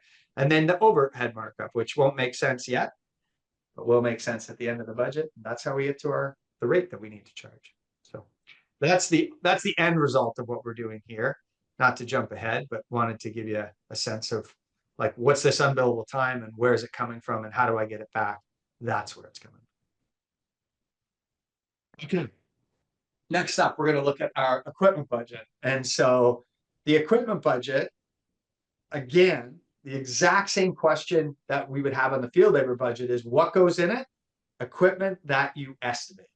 And let's take a minute to talk about that, because again, there's best practices there that will make a difference. One of the questions that comes up a lot is like, should my equipment be in overhead and it just gets averaged across all my jobs, like all my overhead expenses, or should I estimate it? And the answer probably depends mostly on the kind of work you do. If I was a residential lawn mowing company and I had 7 crews and they all have basically the same set of lawn mowing equipment, then I'd make the argument that why don't you put all your lawn mowing, your equipment in overhead so that it gets averaged out across all your crews, and then you just estimate the labor hours it takes. And it saves us time from estimating equipment because it's always going to be the same equipment and our costs go in overhead, which makes it really easy to recover. But I wouldn't necessarily give that same advice to somebody who is digging pools. For example, when we're excavating the pool, I need an excavator that might cost $150,000 or at least $100,000. And so, but that's only going to be for a couple of days, not for the whole time. My pool tilers shouldn't be burdened with the cost of an excavator because they will not need it for the week that they're going to do tiling or whatever. It's just the excavation function. So when you have jobs where your equipment differs significantly, then I would say you should probably think about, or you should think about estimating equipment specifically. Because what happens in the scenario, like snow is another brilliant example. There are crews out there that have a hand shovel or a small snowblower, and they're doing the sidewalk. There's another crew out there that's driving a $200,000 loader through a mall parking lot with a $25,000 or more pusher on the front. Okay, so this crew doing sidewalks, barely any equipment, a minivan or whatever, and some shovels. This crew over here, it's like the cost of the wage is a tiny fraction of what the actual cost is. It's this giant loader driving around. If you were to put all your equipment in overhead, what ends up happening and even for a snow budget, what you end up doing is averaging the cost of your equipment across every labor hour, no matter what kind of labor hour it is. And that's where it starts to be like, well, that doesn't feel right. What's going to happen is my sidewalk crews are going to be significantly overpriced because they are trying to bear the average cost of a loader in the sidewalk work they do because the loader's in overhead. And everybody gets a share of overhead, no different than rent, utilities, cell phones, all that. Vice versa, you've got a loader operator who's driving a $200,000 machine who is recouping the average of a shovel and that machine. So basically half as much in theory as they should be recovering. And what's going to happen there is, as a company, you are going to end up winning a lot of the work you're underpricing and losing a lot of the work you're overpricing. So this average that you think is happening doesn't happen in real life. We get punished for overbidding jobs. We unfortunately get rewarded for underbidding jobs. And so we end up winning a whole bunch of jobs that we've underbid because we've used this average, and we don't end up with the same results. We don't recover enough for our equipment is what's going to happen. And so I would say that happens a lot in snow. I'd say that happens a lot in design build. And it could happen in maintenance as well. If you have like larger tractors that do, acreages versus like small residential lawn mowing kits, it's probably useful to separate those out as well. You're definitely more precise when you do it. Again, the other argument being, and if I was a fertilization company and I had 6 techs working, great, put all the equipment in overhead because all the techs have basically the same set of equipment. We go out the door every day. Then averaging makes sense. It doesn't make sense if it's significantly different. So all that said, that's where I would start with equipment. One, do I need to include it in my estimates or not? That would be the question that we just talked about, right? Well, how different is my equipment from job to job? Then the second question is, okay, then what equipment am I going to estimate? And that's the stuff that goes into your equipment budget. And I've seen sort of the whole spectrum here. There are people that estimate every piece of equipment, and there's reasons this is good. So one is like, well, the downside is it takes long. You're more precise. The good side is like, well, I'm going to make sure I recover all my equipment costs because we're being very deliberate. The equipment cost recovery is going to be really accurate. And then maybe most importantly, when I hand over a job plan from this estimate, it tells my crews exactly what equipment we planned on for this job. Great. Now operations and the crew has a list. They're like, okay, that's what I need for this job. Let's go. If I put all my equipment in overhead and I don't estimate it, advantages, it's simpler, right? It's all absorbed in overhead. It's harder to miss because it's all absorbed in overhead. So I'm safer there. Even if I make mistakes in estimating, my equipment's in overhead. I'm less likely to miss something. But the downside is it's far less precise, right? It's an average amount of equipment that kind of gets applied to every job, just like my cell phone. Now, my cell phone is average. I use the cell phone and it costs the same no matter what job I'm on. Equipment isn't necessary like that. It might, but it's probably not if you're in design build. You have different equipment for different jobs or different equipment for different crews, and then it does make sense. So when you're building your equipment budget, you need to start with those 2 questions. Where does it belong? And then which ones am I going to estimate? And you can see companies estimate everything. You can see companies estimate nothing. You can also see companies say, I'm going to put all my crew trucks in overhead because every crew has a crew truck, but I'm going to estimate my stuff like skid steers and mini excavators and whatever, because that's specialized equipment that I'll put on site for just time. That'll work too, just as long as you're really, really deliberate about it. And then again, to reflect back on the advantage of doing that, now you're very intentional about how you're recovering your equipment costs. You can make sure you estimate that aligns with that, how you're going to recover it. And then at the end of the year, you're going to have recovered all of it. Compare that to a company that has no plan that's standardized for their equipment. Sometimes they estimate it, sometimes they don't. And like this isn't hyperbole. You ask a lot of contractors, they'll tell you in a second, right? I'm 55 bucks an hour or whatever the charge out rate is, right? Does that include your trucks? Yes. Okay, how much of that's your trucks? I don't know. Because they haven't like thought it out or calculated out or whatever. That it's simply a hope that at $55 an hour, all our equipment is somehow recovered. And maybe it is, and maybe it's over recovered, and maybe it's under recovered. But the advantage of doing it this way is that you're very deliberate, you're very calculated in the way that this is the equipment we're going to estimate. This is how much we charge for it. And then the estimators can go from there. And then you've got peace of mind that everything's going to be priced correctly, or that when you do work, you're going to recoup all the actual costs that you're putting into the jobs. So it doesn't matter which way you do to an extent. Pick the way that does the best. And you can pick anything on that spectrum, right? Everything, nothing, or half, or whatever, right? There's just the specialized equipment, the rest we put in. Just remember, whatever's in overhead gets spread out across everything. Okay. Mike, we had a good question in the chat about equipment there. Yeah, fire away. Just to double cover, some people asking about equipment that's already been paid off. And I know you're going to say that should be in your budget and you have a cost associated to it, but maybe just explain that. Yeah, so there's just a bit of a nuance there with equipment that's paid off. There's 2 scenarios. One is it's equipment that I have paid off and I need it and I will need it again in the future. And in that sense, you absolutely should budget for it. Here's a really common scenario, or a common scenario.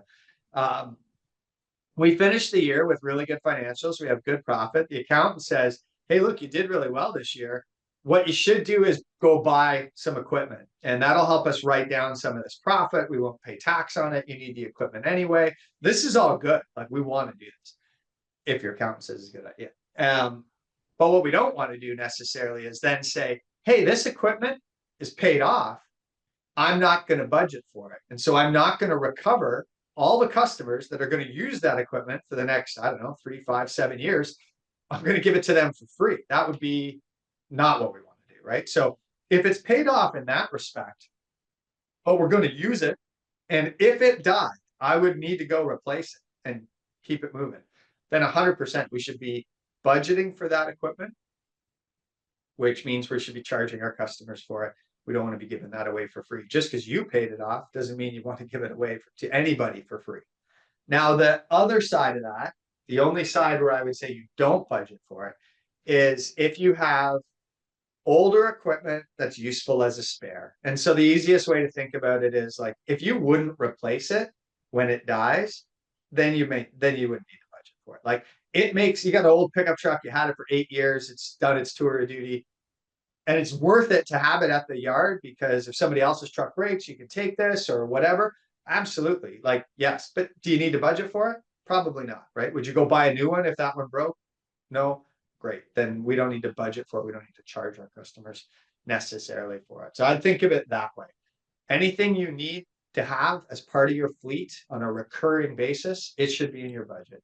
If you have stuff today that's useful, but it's long been paid off and you wouldn't replace it, then you wouldn't necessarily have to budget. Awesome. And one more. We did a quick poll actually. We've had a few questions about updating the budget. Someone even asked, so that I can measure results, should I be updating quarterly, or should I keep it annually? Is this, or sort of how do I manage that? And we did a poll actually on how often people are currently updating their budget. Annually won at 38%. Quarterly came in second at 23%. We have 18% of people that don't have a budget currently. That hopefully that's why you're here to learn the benefits of having one. But I just thought maybe you could comment on that and give us your feedback. Yeah, it's a question that came up on a webinar we did a couple of weeks ago too. So great question. Difference between updating our budget and like reconciling or evaluating how we're doing according to budget.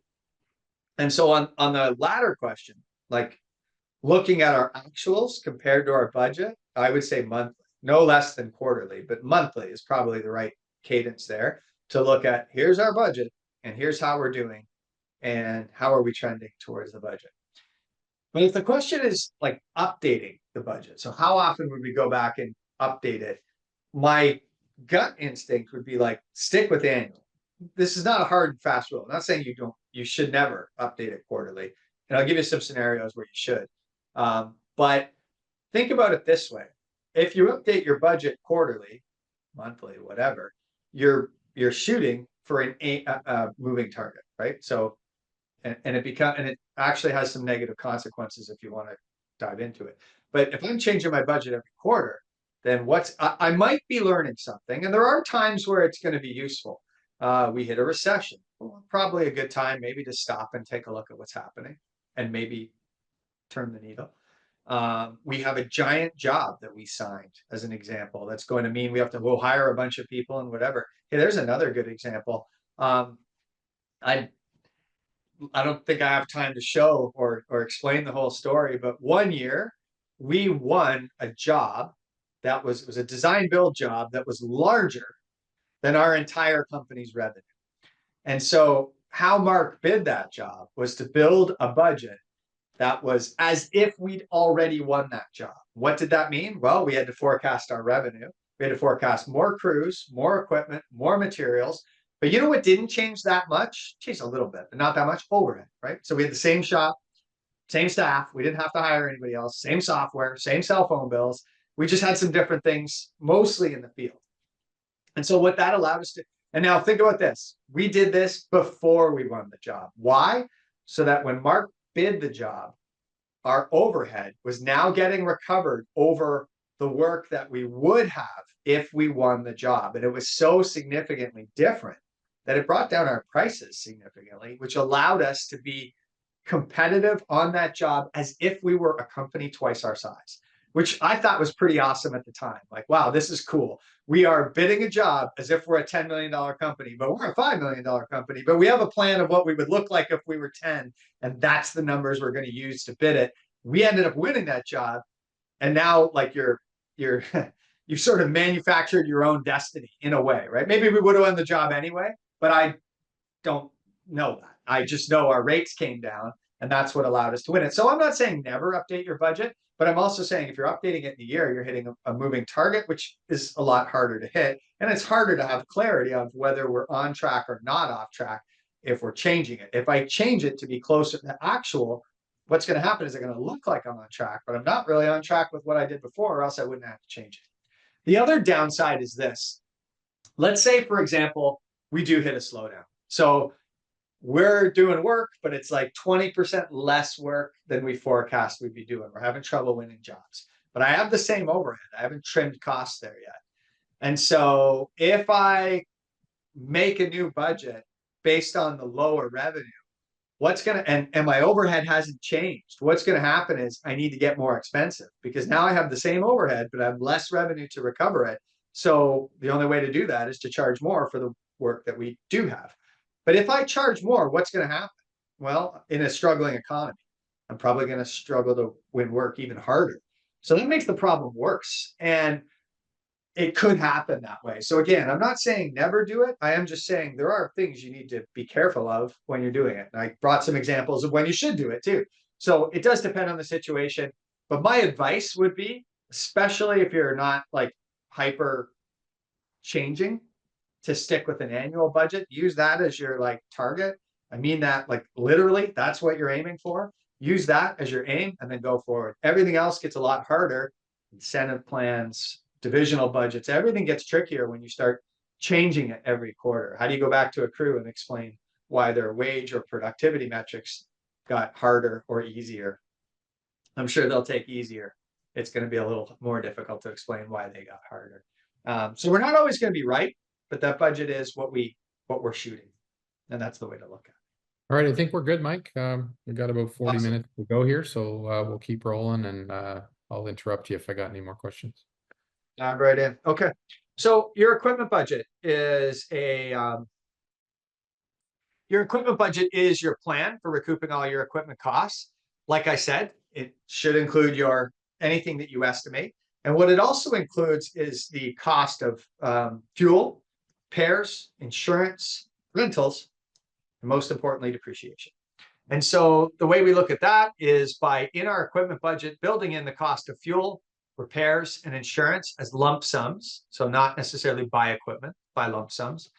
And then the depreciation comes from a calculator. And again, whether it's Element or your own calculator, we're looking at things like, what did this equipment cost? How many years are we going to keep it for? What is it worth at the end of that lifespan?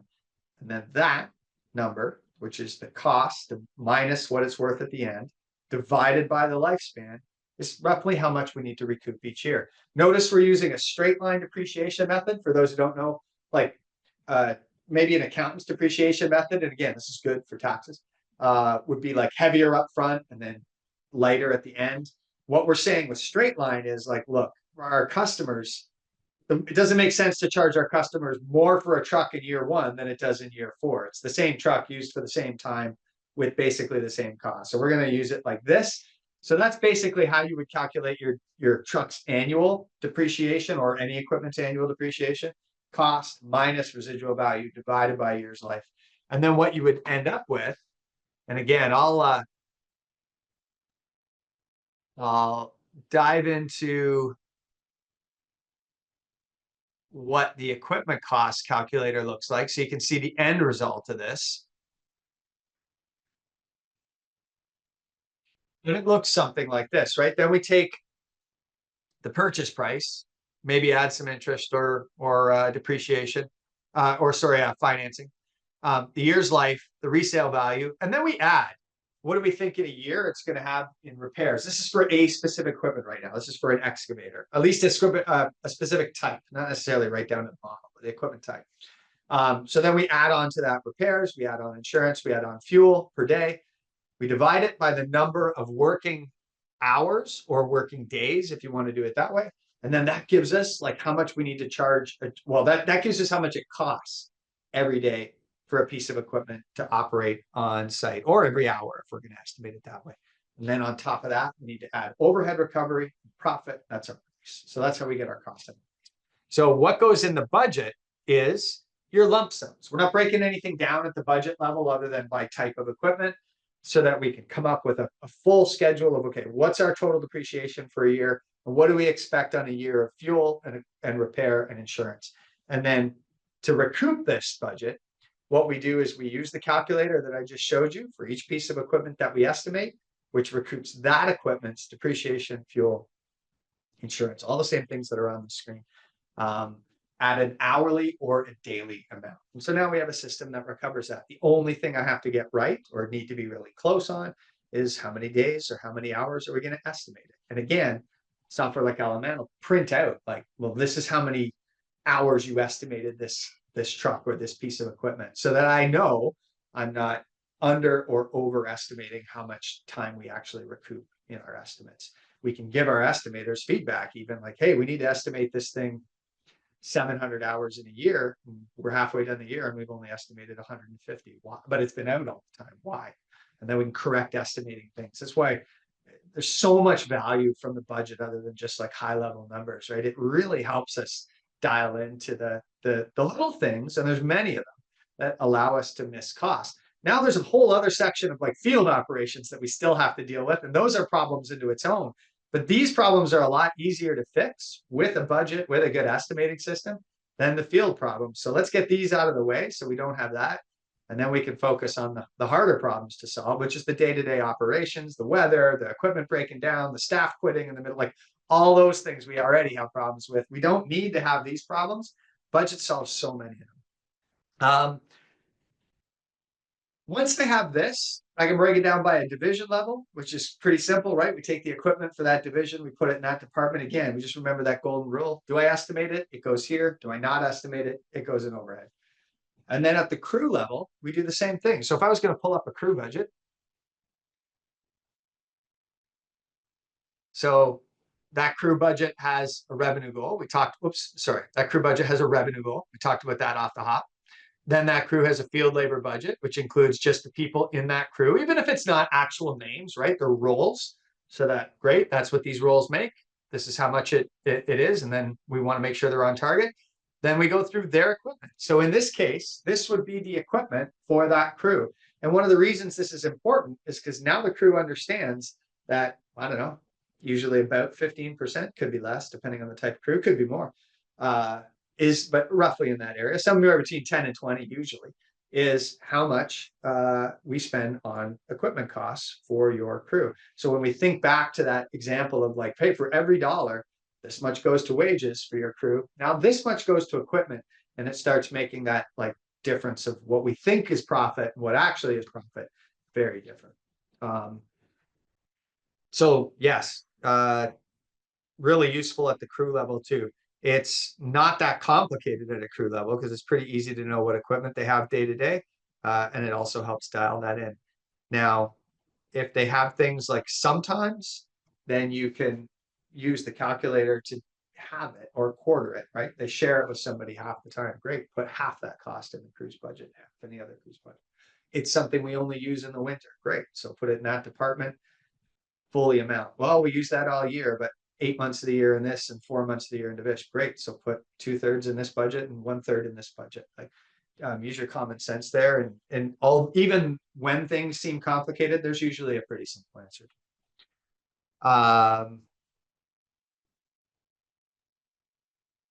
Actually, I'll flip back to here for a sec. A couple of best practices for equipment. Only include the equipment you estimate. We beat that one to death, I think. Adding equipment will actually impact your labor ratio. It should be obvious if you think about it for a second, but if you have high labor ratio and a low equipment ratio, what it's telling you is you're probably doing a lot of work by hand, and that's not 9 times out of 10 as productive as doing it with equipment. There's exceptions, of course, but usually we can get a lot more revenue produced for our field crews. So one of the things that we found was we were able to use the budget to optimize our percent of equipment to yield the best field labor ratio we possibly could. On a design build crew, it was about 16 to 17%, 16 and change. And again, not for everybody, but for us and the crews we had and the equipment we had, that was our optimal amount. If we spent 13%, which in theory is savings, what we saw was a more labor costs. Why? Because they were doing the work by hand, not with machine. And so with the higher labor ratio, we were less profitable, and we certainly had lower revenue. So it'll be interesting for you to watch that number based on the kind of work you do and be able to find like what's the best mix for us of labor and equipment, like how equipped my crews could be, because that also solves a whole bunch of questions when you're growing and you're like, do we need this equipment? Should we buy it? Like, should we invest in it? Those questions become a lot simpler when it's like, yeah, we need it because we like our equipment ratio at 15%. And if I grow to here, it's going to be 13.5%. So we have 1.5% to spend on equipment. Let's find the things that'll make us more productive, assuming there are, right? We don't have to make stuff up, but if they are, it's there. And then we talked about the cost of recovery. I showed you that thing. One more, just drop this on you to let it go through your head when it relates to field labor ratio, the value of equipment when it comes to productivity and how maybe you could think about equipment. Mark taught me this one. So like I didn't grow up with a lot of money. And so most of my expenses came from most of my theories on running an efficient crew or company came from like, let's save money. And in doing so, we'll have a higher profit. And Mark preached this kind of thinking a lot at the company, not just for myself, but eventually for the crew leads as well. And I just want to give you an example of that. So a skid steer, a track skid steer, we had one for every single crew. Why? Because most companies, we used to share, most companies wouldn't have it. We rolled it over every 3 years. So it was always newer. So we didn't have downtime. But if you think about that, that skid steer cost us about $1,100 a month in a lease. Now, if you were to go back to the very beginning of this webinar where I said on a design build crew, not a maintenance crew, but on a design build crew, your average revenue produced per hour is $150 per person per hour. So a 3-person crew, you're talking $450 per hour of revenue you should expect them to produce. That's about a $3,000 to $4,000 day every day for a design build crew, which if you think about it, is hopefully or probably close to where your crews are at today. That should make a little bit of sense to you. $10,000 job, 3 or 4 days. Yeah, that sounds right. If it doesn't, maybe you have a different kind of company, you do stuff, but that's about where those numbers come from. They should pass a gut check. Now, $1,100 a month on a crew. If you break that out by, well, how many revenue producing hours would this have to save my crew to justify itself? We don't look at the cost of payroll. We're not actually saving payroll hours. What we're actually looking at is like, how do I take tasks and do them faster so that I can do more tasks? So we look at the revenue production. And if it's $150 an hour, then that means this skid steer at $1,100 a month needs to save us 7.3 man hours, not crew hours, man hours, person hours, let's call it that, labor hours of work in order to justify itself, which means on a 3-person crew, that needs to save that crew 2.5 hours a month. If that skid steer can save our crew 2.5 hours of carrying dirt and wheelbarrows, pavers in wheelbarrows or by hand, then we should have it for a crew, and each crew should have their own. And if we have that, all we have to do is save 2.5 hours. Now, if we save 2.5 hours and gain 4 hours, which I think is more likely the case. So for example, if I said, yeah, we could do that like 10 times a month, well, then maybe we gain 24 hours of productivity. And if we gain 24 hours of productivity, we allow ourselves the opportunity to add about $3,600 in revenue. So now we take a skid steer that cost $1,100 a month, and we do increase our crews by $3,600 a month. That's a net $2,500 a month gain. And we have 8 months in a year, that's $20,000 gain. So now we've just figured out a way to maybe increase our crew's revenue by $20,000 net. That's after we paid for the skid steer in order to, which justifies the skid steer. And now decisions become a lot more sensible. And so when I was talking about equipment ratio and how it impacts labor ratio, 100% it will. And next time you go to buy something, yes, think about what it costs, 100%, but also think about, well, what do we gain? And what's like the overall impact to the system? How does this thing overall benefit? And if it can open up revenue producing hours for us, let's look at that and let's use that math to help us figure out whether we should do this so that we don't have to be so cost conscious and we can be more throughput conscious, which is how much money can we benefit by putting through the system overall. Material budget. This one's going to be real easy and simple because there's not a whole lot to it. It is the cost of our materials. And this is where your past history will play a big function in budgeting. Every year, depending on the jobs we win, the materials are going to change. So I'm not too worried about breaking this down by exact category. You absolutely can break it down into like wood and planting and stonework and whatever. But all that kind of stuff is really dependent on what kinds of jobs you win. And it can also be really influenced by it. So I'd recommend you stick pretty generic. It doesn't in your accounting, you can track it accurately if you'd like to do so. I'm not suggesting you have to withdraw that. Just when we're planning, we don't have to plan to such accuracy. We just want to be reasonably accurate. To me, reasonably accurate is for each department or division you have, we should have a material expectation. So if I had 4 departments in my revenue budget, I would have at least 4 material categories. Maybe install, maintenance, irrigation, and snow on the revenue side. I'm going to have install, maintenance, revenue, and snow on the material side so that I can always know what percent of materials or what percent of these revenues do we spend on materials. And that way it helps me make better budgets in the future, right? We learn every year so that we can look forward. So definitely have the same setup in your accounting. Now, again, if you want to get even more detailed in your accounting and you do want to break it down, great, do it. Just use subcategories. So you've got, say, design build, and then inside that, you're going to have hardscapes and woodwork and whatever. And then down here, you're going to have irrigation. You're going to have whatever. That's a lot more useful than just having all my things in one category like drainage, right? And if I use that in design build and in irrigation, now it gets, I won't know the material percentage for either one. I'll know what we spend on drainage, but that's less useful than having install total material spend, but also categories and then irrigation total material spend. There shouldn't be a whole lot of variables here. I mean, year to year, how could this differ? Well, if you did 50% more maintenance work next year, yeah, you're going to see your material ratio change a lot, but generally not too much. Yes, you're going to see your material costs rise, especially in economies like we've had for the last 3 or 4 years, but also your prices should reflect that. So if, this year the price of something goes up by 20%, well, I would hope that you're passing most of that 20% on to your customers, and therefore your ratio should stay pretty similar. So again, your history is your best indicator here. And then if I've got a materials budget, building a department budget is also pretty simple, especially if we've broken it down like I just talked about. And then same thing with the crew.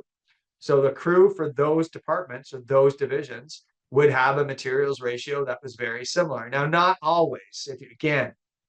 If you have like a excavation crew, they're probably going to have a lot less materials than say a planting crew. So you may need to get more granular there.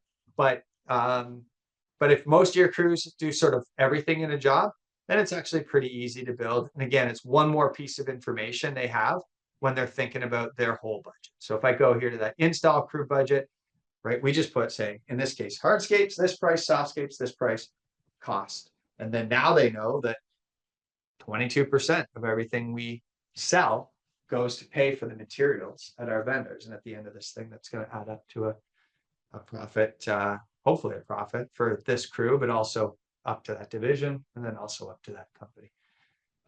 Anything on materials, Rich, that we want to talk about? I think we're pretty good here, Mike. We do have a couple questions about mowers, like multiple overhead recovery, but I think you're going to get to that section as we go. So on material, get there real quick. So yeah. Good. All right, excellent. A couple tips then on materials, just really quickly. Again, I mentioned this, the ratios are really different by division. Here's your averages. I'm not saying any one of them's right, depends on kind of work you do, but maintenance is going to see something like 5 or 10%. Hardscaping might be all the way to something like 33% or 30%. I don't like to generally see it higher than 30, but there are exceptions. So everything in between also. So it's a big range of what should buy materials be. Very much depends on what kind of work you're doing. But those are some rough benchmarks for sure. The one I want you to watch out for is consumable materials. So there is lots of materials, nails, screws, staples, like filters, quick cut saw blades. Like think about all that stuff and like, do we estimate it? If you don't, then you should have something in your overhead budget for consumable materials that every crew pays a bit of. If you do estimate that, and I've seen people actually have in their estimates like a line item, $75 a day for consumable materials. Okay, great. Then you are recouping it in your estimates and it goes in your materials budget. But this goes as a twofold recommendation. One is to think about it. How are we recovering that when we're estimating? And then really importantly, on the accounting side, we need to make sure that when we buy something, if I do have it in overhead and in like, so consumables and overhead and job materials in our cost of goods, that my bookkeeping or my accounting knows where to book that expense. So if we buy a bucket of screws, like where does that go? Oh, that needs to go in overhead because we don't estimate screws, right? That's really kind of normal. Or we don't estimate filters for our quick cut saws. Okay, so that needs to go in here. And then all jobs will pay the average of that overhead expense. But it's an expense that gets lost off. It's too small to estimate, also small enough to sort of go through the cracks.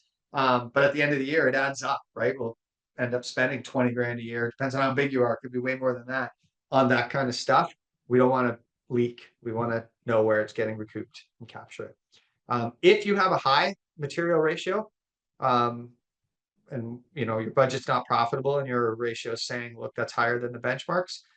Some of the most common factors there are unit pricing. So we do pricing based on like cost of the material times X, which leads to, or $20 a square foot or things like that, because it becomes hard to buy materials accurately that way. But usually it's an estimating problem. It's like a underestimating or overcosting.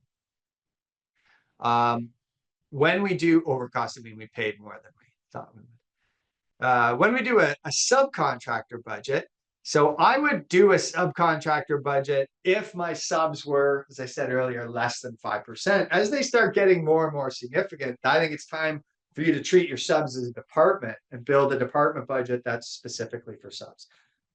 Couple of reasons there, right? Maybe subs have their own equipment. So, that's in their rates and not necessarily in our overhead, or we don't estimate it. Maybe subs buy their own materials. Maybe they don't. We had a little chat there at the break of somebody who has examples like that. There are examples across the spectrum. So having a sub-only budget puts those answers clear, right? Like they could be different for different companies. There's no one answer that here is going to answer it for everybody. But the idea is like, no, you build a budget. Here's our revenue. Here's what our subs cost. If you buy materials, great, put your materials in there that you're going to buy to generate that much revenue. If the subs use your equipment, which I don't see often, but I have seen, the same idea. If it's maybe your subs do all the work, well, then it becomes a lot easier, right? You've got revenue, you've got subs, and then you've got the overhead you need to recover. And that last piece is probably the most important part of the sub only budget, is we're figuring out how much overhead do we want to recover from my sub-led work? The rest I'm going to have to recover from my self-led work. And that's an important question because your overhead on sub work should be less than your overhead for self-performed work. If you think about it, it's a lot more time consuming and expensive to manage your own people than it is to hire subs to do the work and have their own risk and everything. That's why we do that. So that would be the big advantage to splitting it into two budgets, is A, accurate, and B, we can identify an appropriate level of overhead recovery on the subs and vice versa on our own staff. It would be whatever the remainder is. And then again, I'm just back to that, like, great, now I have a plan to recover that. And we're dialed in. And other than that, there's not a whole lot of questions on subs. Forecasting subs is like, well, prediction of how much and what subs we're going to use in a year. And if we're going to grow 20% in revenue, I need to think about, am I going to grow that growth self-performed or sub-performed or some sort of mix, like the same mix today, or maybe we're going to do more subs, and that'll influence how you budget for those things. just remember subs and the field labor are really closely tied together. If I'm going to double the amount of subs I do, I should expect to see that field labor ratio come down. So when you're building your budgets, if you're making any significant changes on your field labor or your subs, those two should play off each other. Make sure that you're being consistent on both. Don't ratchet up your subs and forget to ratchet down your field labor and end up with a budget that's not profitable that you can't figure out why, but it's because you've got enough of your own labor to do all your revenue and you put all your subs in there. I've seen that happen a few times. It's a simple mistake to fix, just something you should be wary of. Rich, any questions? Yeah, actually, one I think would be great for just some clarification. We have asking, where do you put materials for subs? Do you put it in the material budget? I think that's going to depend on what kind of subs you're using and whether or not you're buying the material or they are. But I wanted you to sort of verify that, give them some Yeah, color. the second one's probably the best way to think about it. If you're buying the materials and you're charging your customer for them, they would go in your budget, so your material budget. If your subs are buying the materials, then I would just include that in my sub costs, just like they're doing with you, and do it that way. And remember, if they're buying the materials, they're incurring all the overhead expense of managing vendors and paying vendors and picking up the materials and all that kind of stuff. So that's all burdened in their own cost. You're just keeping it simple by saying, hey, look, my sub costs are X. It includes all the sub labor, all their equipment, all their materials. Great. But if you're buying the materials, I would say, no, you should have that in your materials budget. And the subs would just be what you pay your subs. No, I think we're good Any- on subs then, Mike. Just Awesome.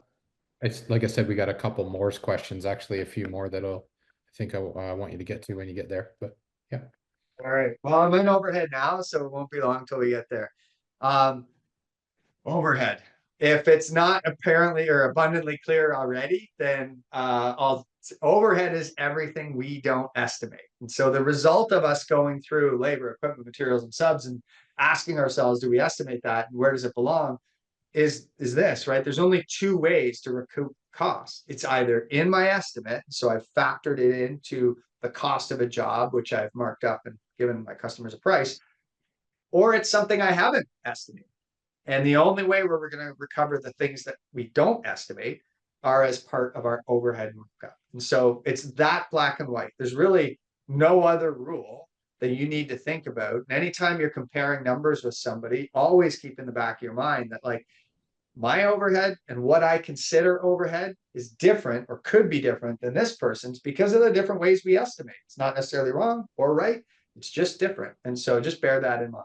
But the absolute hardened rule of thumb that you can use is if you don't estimate it, it should be in your overhead budget. So no matter what your accountant set up, no matter what somebody tells you, no matter whatever, there's just really one answer. It's what did you estimate? Estimates, things that are estimated, they go in your cost of goods sold. Things that you don't estimate, they go in your overhead. And so we've broken that down into sort of three main categories. There's your overhead expenses, there's your overhead wages, and there's your overhead equipment. It doesn't really matter to break them down into three categories. It's easier to think about them. At the end of the day, it's a total that we're trying to arrive at. So expenses would be things like your advertising, your cell phones, your laptop, your office supplies, your office and the mortgage and the rent it pays, your uniforms, your training is a big one. And by building stuff into your overhead budget, you are essentially saying, my customers are going to help me recoup this cost. So lots of times when we had an investment at like training was a big one, right? We didn't do training for years. Then we did do training, but like training shouldn't be looked at as a cost. Training should be looked at as something my customers eventually pay for because they're going to get the benefit of the productivity and the safety that my crews are going to impart on their job sites. And so putting training in the overhead budget meant training was then baked into our hourly rates that we used to estimate that we whatever. And then we had confidence that everything we were doing as a business was getting passed on to and charged to our customers. And as long as you're competitive on your price, you can continue to do that more or less infinitely. And by infinitely, I mean, like, if you're doing things at an overhead level that makes your crew more productive and more efficient, then guess what? Yes, your overhead increases, but so does your revenue. And these things can go up without making you more expensive because they can go up in parallel. Training is a great example, right? Good training, it costs money, sure. But if I can get my crews to generate more revenue or have lower insurance rates or have less liability or claims or win a contract because we have that, all these things will help us pay for that cost. But baking that cost into overhead is key. And so again, on overhead, we want expenses like I just talked about. We want equipment like owner's truck. Maybe there's a vehicle in the yard. Maybe it's just a spare vehicle that we don't estimate, but we use once in a while. Like a loader in the yard is a good example. These are all like any type of salesperson's vehicle, car, whatever. That goes here, not in equipment, because chances are you're not estimating that when you do a job. Unless you are, then it goes over there. These things are all go in here so that we end up with an overhead that we get sort of averaged out across all the jobs that we estimate. And wages would be the last one. So wages is probably the most important one. Owner's salary. And I just want to emphasize, it doesn't matter whether you pay yourself a dividend, whether you pay yourself on the books, off the books, salary, hourly. What matters is that you've put in a fair wage salary for yourself to get at the end of the year so that it's baked into your pricing. So lots of owners, when we used to do this a while ago than now, but like owners would be like, well, I just take dividends on whatever's left. It's like, yeah, and then you're not baking your wages into what you're charging your customers. And so you're lucky to take what's left, and it doesn't leave anything left for the business because you haven't planned for it. So what the overhead budget allows us to plan for a good base salary for an owner. They can still take dividends over and above that out of company profit. That's all good. But it plans for a base where you can still pay yourself anyway. If you want to pay yourself 100% in dividends, that's okay too. But we want to build in a wage. Well, it's okay if your accountant says it's okay. We want to build in a wage, though, in the budget to make sure that every job we charge has that wage built into the prices that you're charging that job. If we don't build it in and we hope that it's left over, chances are way less that it's going to be there. Or chances are that you're going to pay yourself with company profit, not with what's deliberately planned. But other wages you'd put in here, like your office staff, your accounting, your bookkeeping, your sales staff, usually project managers are one of those ones that kind of straddle the line, but typically they go in here. Most of designer time often goes in here. And then some other unexpected ones like account managers, mechanics, right? Sometimes I see mechanics in the field labor budget, but you don't estimate your mechanic, I'm betting, so they should go here. And then that way they all get recovered. And then the trick in overhead, and I'll get to those questions, Rich, in just a sec. Like the trick to separating overhead by divisions is the easy way to do it is by revenue, but I wouldn't say that's the accurate way to do it. Because just because I'm doing more revenue in one division doesn't necessarily mean I have more overhead here. I think the best way to do this is to get a spreadsheet, and we used to do this, take all these line items in here and just go through each item. And honestly, it takes 30 minutes. And you have all these items, or all these overhead expenses, I should say, and then you have a column for each department. And then we're going to go through and say, advertising is, I don't know, split equally, right? Or maybe it's like, no, we don't advertise for maintenance, but we do advertise a lot for design build in these magazines, or we do a home show, or great. Then it's 20% maintenance and 80% design build. And then we go down to the next item, right? Uniforms. Okay, well, that's equal. And then we go down to the next one, utilities. And it's like, well, I have, or shop rent, right? Like, well, I have 8 maintenance trucks and 4 design build trucks. So we'll do 2/3 of our stuff in maintenance and 1/3 in design build. But this allows you, and especially when you get into the roles, think about an accounting or a bookkeeping role, right? Do they spend 75% of their time invoicing and collecting from maintenance clients and 25% on design build? Or is it more equal? Or it allows you to get into that and really be accurate. A landscape designer might spend no time in maintenance. Maybe they do, but you split that up, and that way you get a really accurate overhead per division. And I think personally, the best way to do that is to take that 30 minutes, use your gut, and crunch through it. I don't think doing it by revenue is worth the time savings. It takes 30 minutes to do what I just talked about.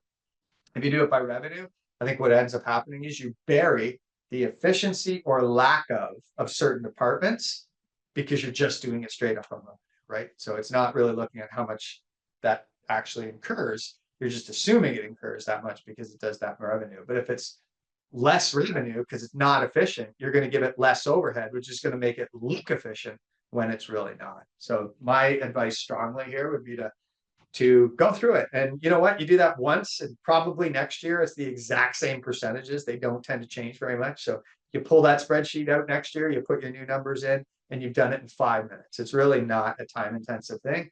And I think there's a lot of value in it. I think it helps build clarity across the overhead staff that are in those divisions as to why their division is where it is. And then crew level, I would simply take this and summarize it. So let's say, for example, we end up here with an overhead ratio of 23.5%. My number is not going to be exact because I didn't do my crew budget based on this budget, but it looks like this when we get to the crew budget. In the overhead of the crew budget, we're not going to list owner's salary, office manager's salary, but I can go through all those.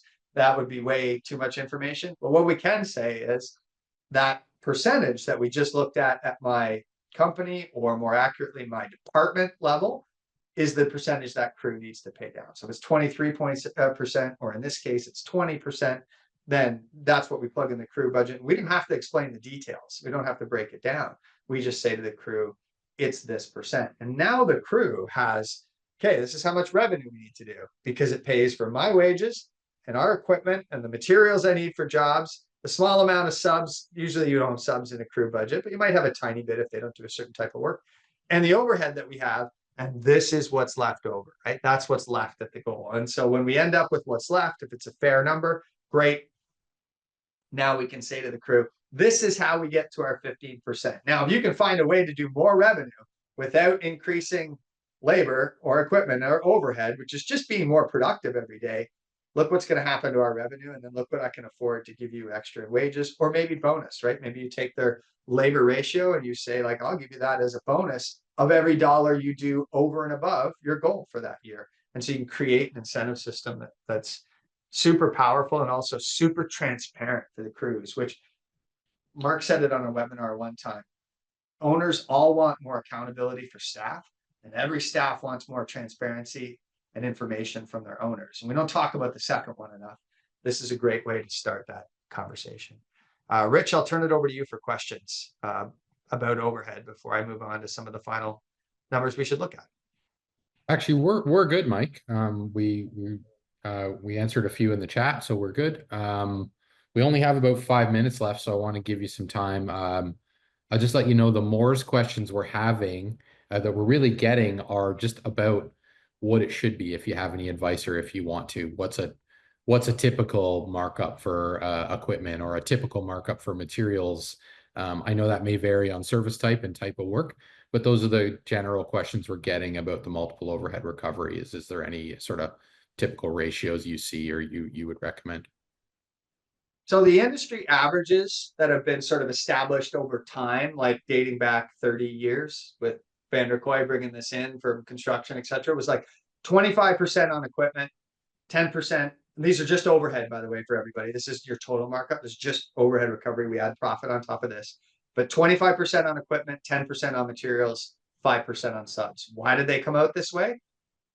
Because it was some math that worked. Also, equipment is more work to manage than materials, because you have to house it, maintain it, keep it at your yard, buy it, all that. Materials you can buy from your vendors, pretty easy. Subs manage themselves. So it's like a cascading overhead recovery based on how much effort you spend managing it. And then labor is whatever's left over.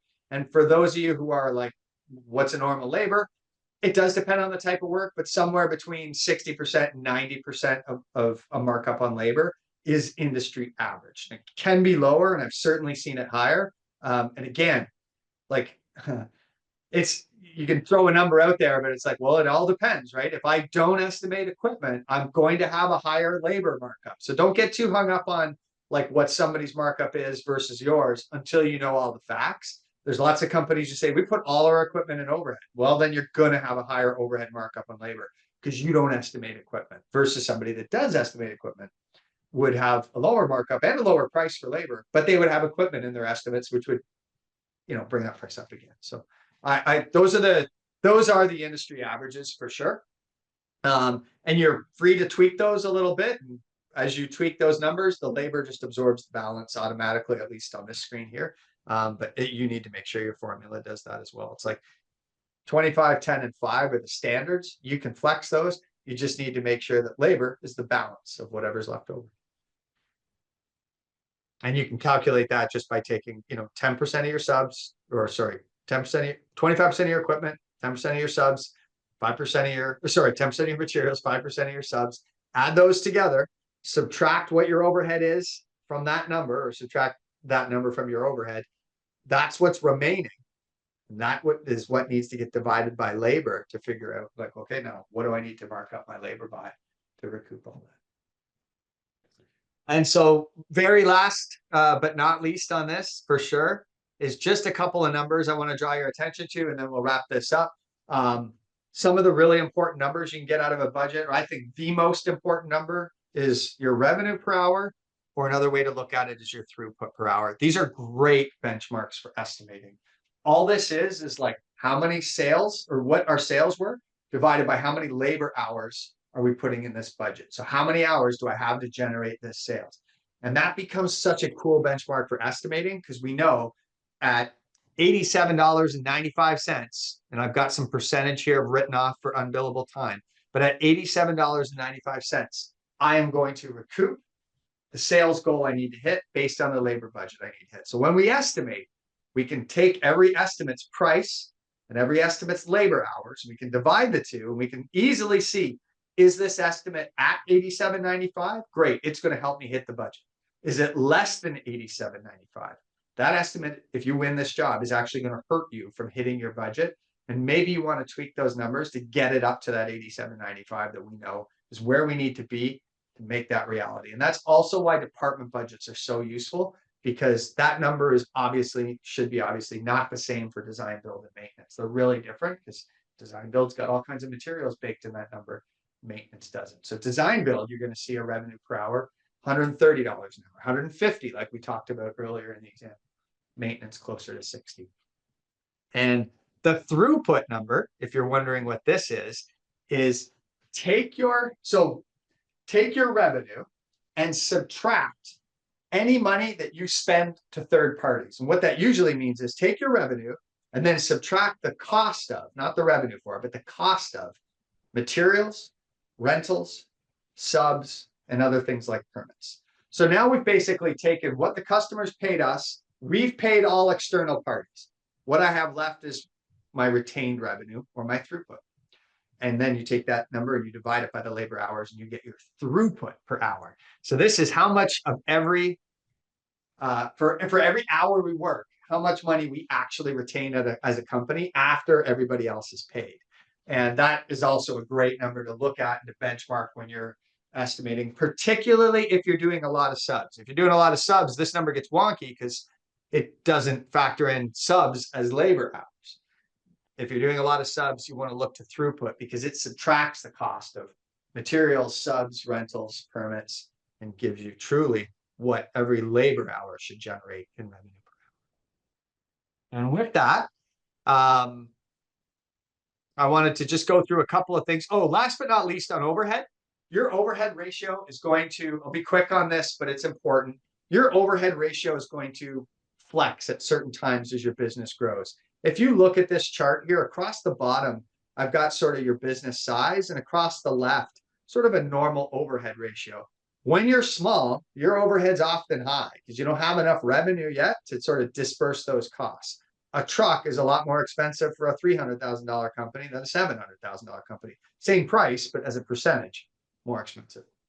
So your overhead gets higher. Now, as you grow, your overhead starts to drop as a percentage pretty sharply, until you hit that sort of $750,000, $800,000 range, when things are really difficult to manage by yourself. So you need to bring somebody else into overhead, which immediately spikes your overhead percentage again.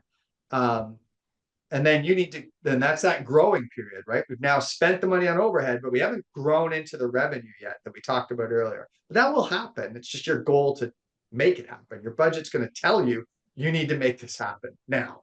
And so that's your goal, to go hard on revenue growth. And that'll drop overhead again, because you can grow with that person for a while, and then that'll happen again at 1.8 million, and that'll happen again at 4 million, or even before that. So just know that there are periods when your overhead is going to look high.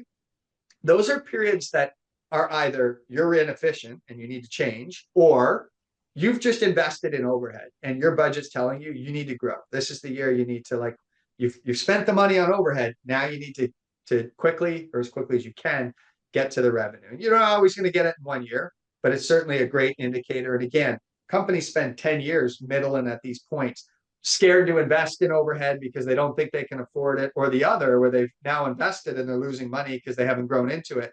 This is going to tell you exactly when both those things are happening and allow you to really dial in. Wanted to thank everybody immensely for the webinar. Thank you, Rich, for taking all those questions while I was talking and answering them. I think hundreds of them while I was talking. So I really appreciate that. If you're interested in LMN, LeanScaper has a coupon there. It's golmn.com/LeanScaper. There's a special discount on for people that came from LeanScaper webinars. So if you're at all interested in the tools we just looked at, you haven't seen them before, reach out to LMN. You can snap that on your phone right now on a QR code. We'll hand this out later as well. Or you can just go to golmn.leanscaper or /LeanScaper, and they will you can book a meeting there and get a demo of the software. It's the budgeting software we just went to, but great software for budgeting, estimating, and then eventually job costing. At the LeanScaper side, we've got a couple of big events coming up. If you got something out of this and you're like, I'd like to hear more or understand how to put this to work in our company, we've got 2 events coming up in March in Nashville. These are in-person events. Mark's teaching both. Actually, I'm teaching some of them. Mark's teaching a bunch more. And we'll have some guest speakers as well who've grown phenomenally successful companies. These ones are focused on revenue growth, which isn't just sales, but it is sales. It is marketing. It's also some of those things I was talking about today, the types of jobs, how to package estimates, how to put things together in a way that you can grow revenue without necessarily doing a lot more work. It's about doing more efficient or more revenue producing work than the other. The other side of that is unlocking lean principles in our business, which is really about running streamlined operations. So we're going to spend a couple of days on there. Again, you can scan the codes in the thing, and you can get more information on both events.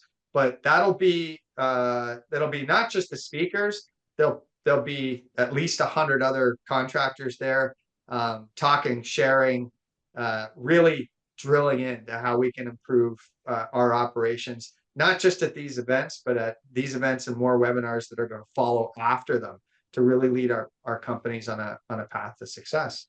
And then last but not least, if you haven't joined up for LeanScaper yet, it is free. We do webinars every week, lots of chatter in the community, and it's just this. It's about growing a better landscape industry. We're hyper-focused on helping this industry turn a corner to be a place that's a great place to work, to be a place where it's a great company to own. And then if you need help growing your company, we've got stuff there to support that as well, like a true baked and proven operating system that you can deploy in your company to take it from wherever it is today to wherever you want to get to in the future. But if you haven't joined the community, again, it's totally free. community@leanscaper.com, or you can just scan that QR code on your phone and join. All right. Yeah, that was great. Some great questions. Again, anybody we didn't get to, I do have a few here that I want Mike to take a look at, some specific ones. And if we didn't get back to you in the Q&A, we will get back to you once we review them a little further. So again, thanks everybody for coming. Hope to see everybody in the LeanScaper community. Ton of amazing content in there, like Mike said. And I really hope to see everybody in Nashville. We will be there in person, both Mike and I. So again, thanks everybody for coming, and see you at the next one. Awesome. Thanks all.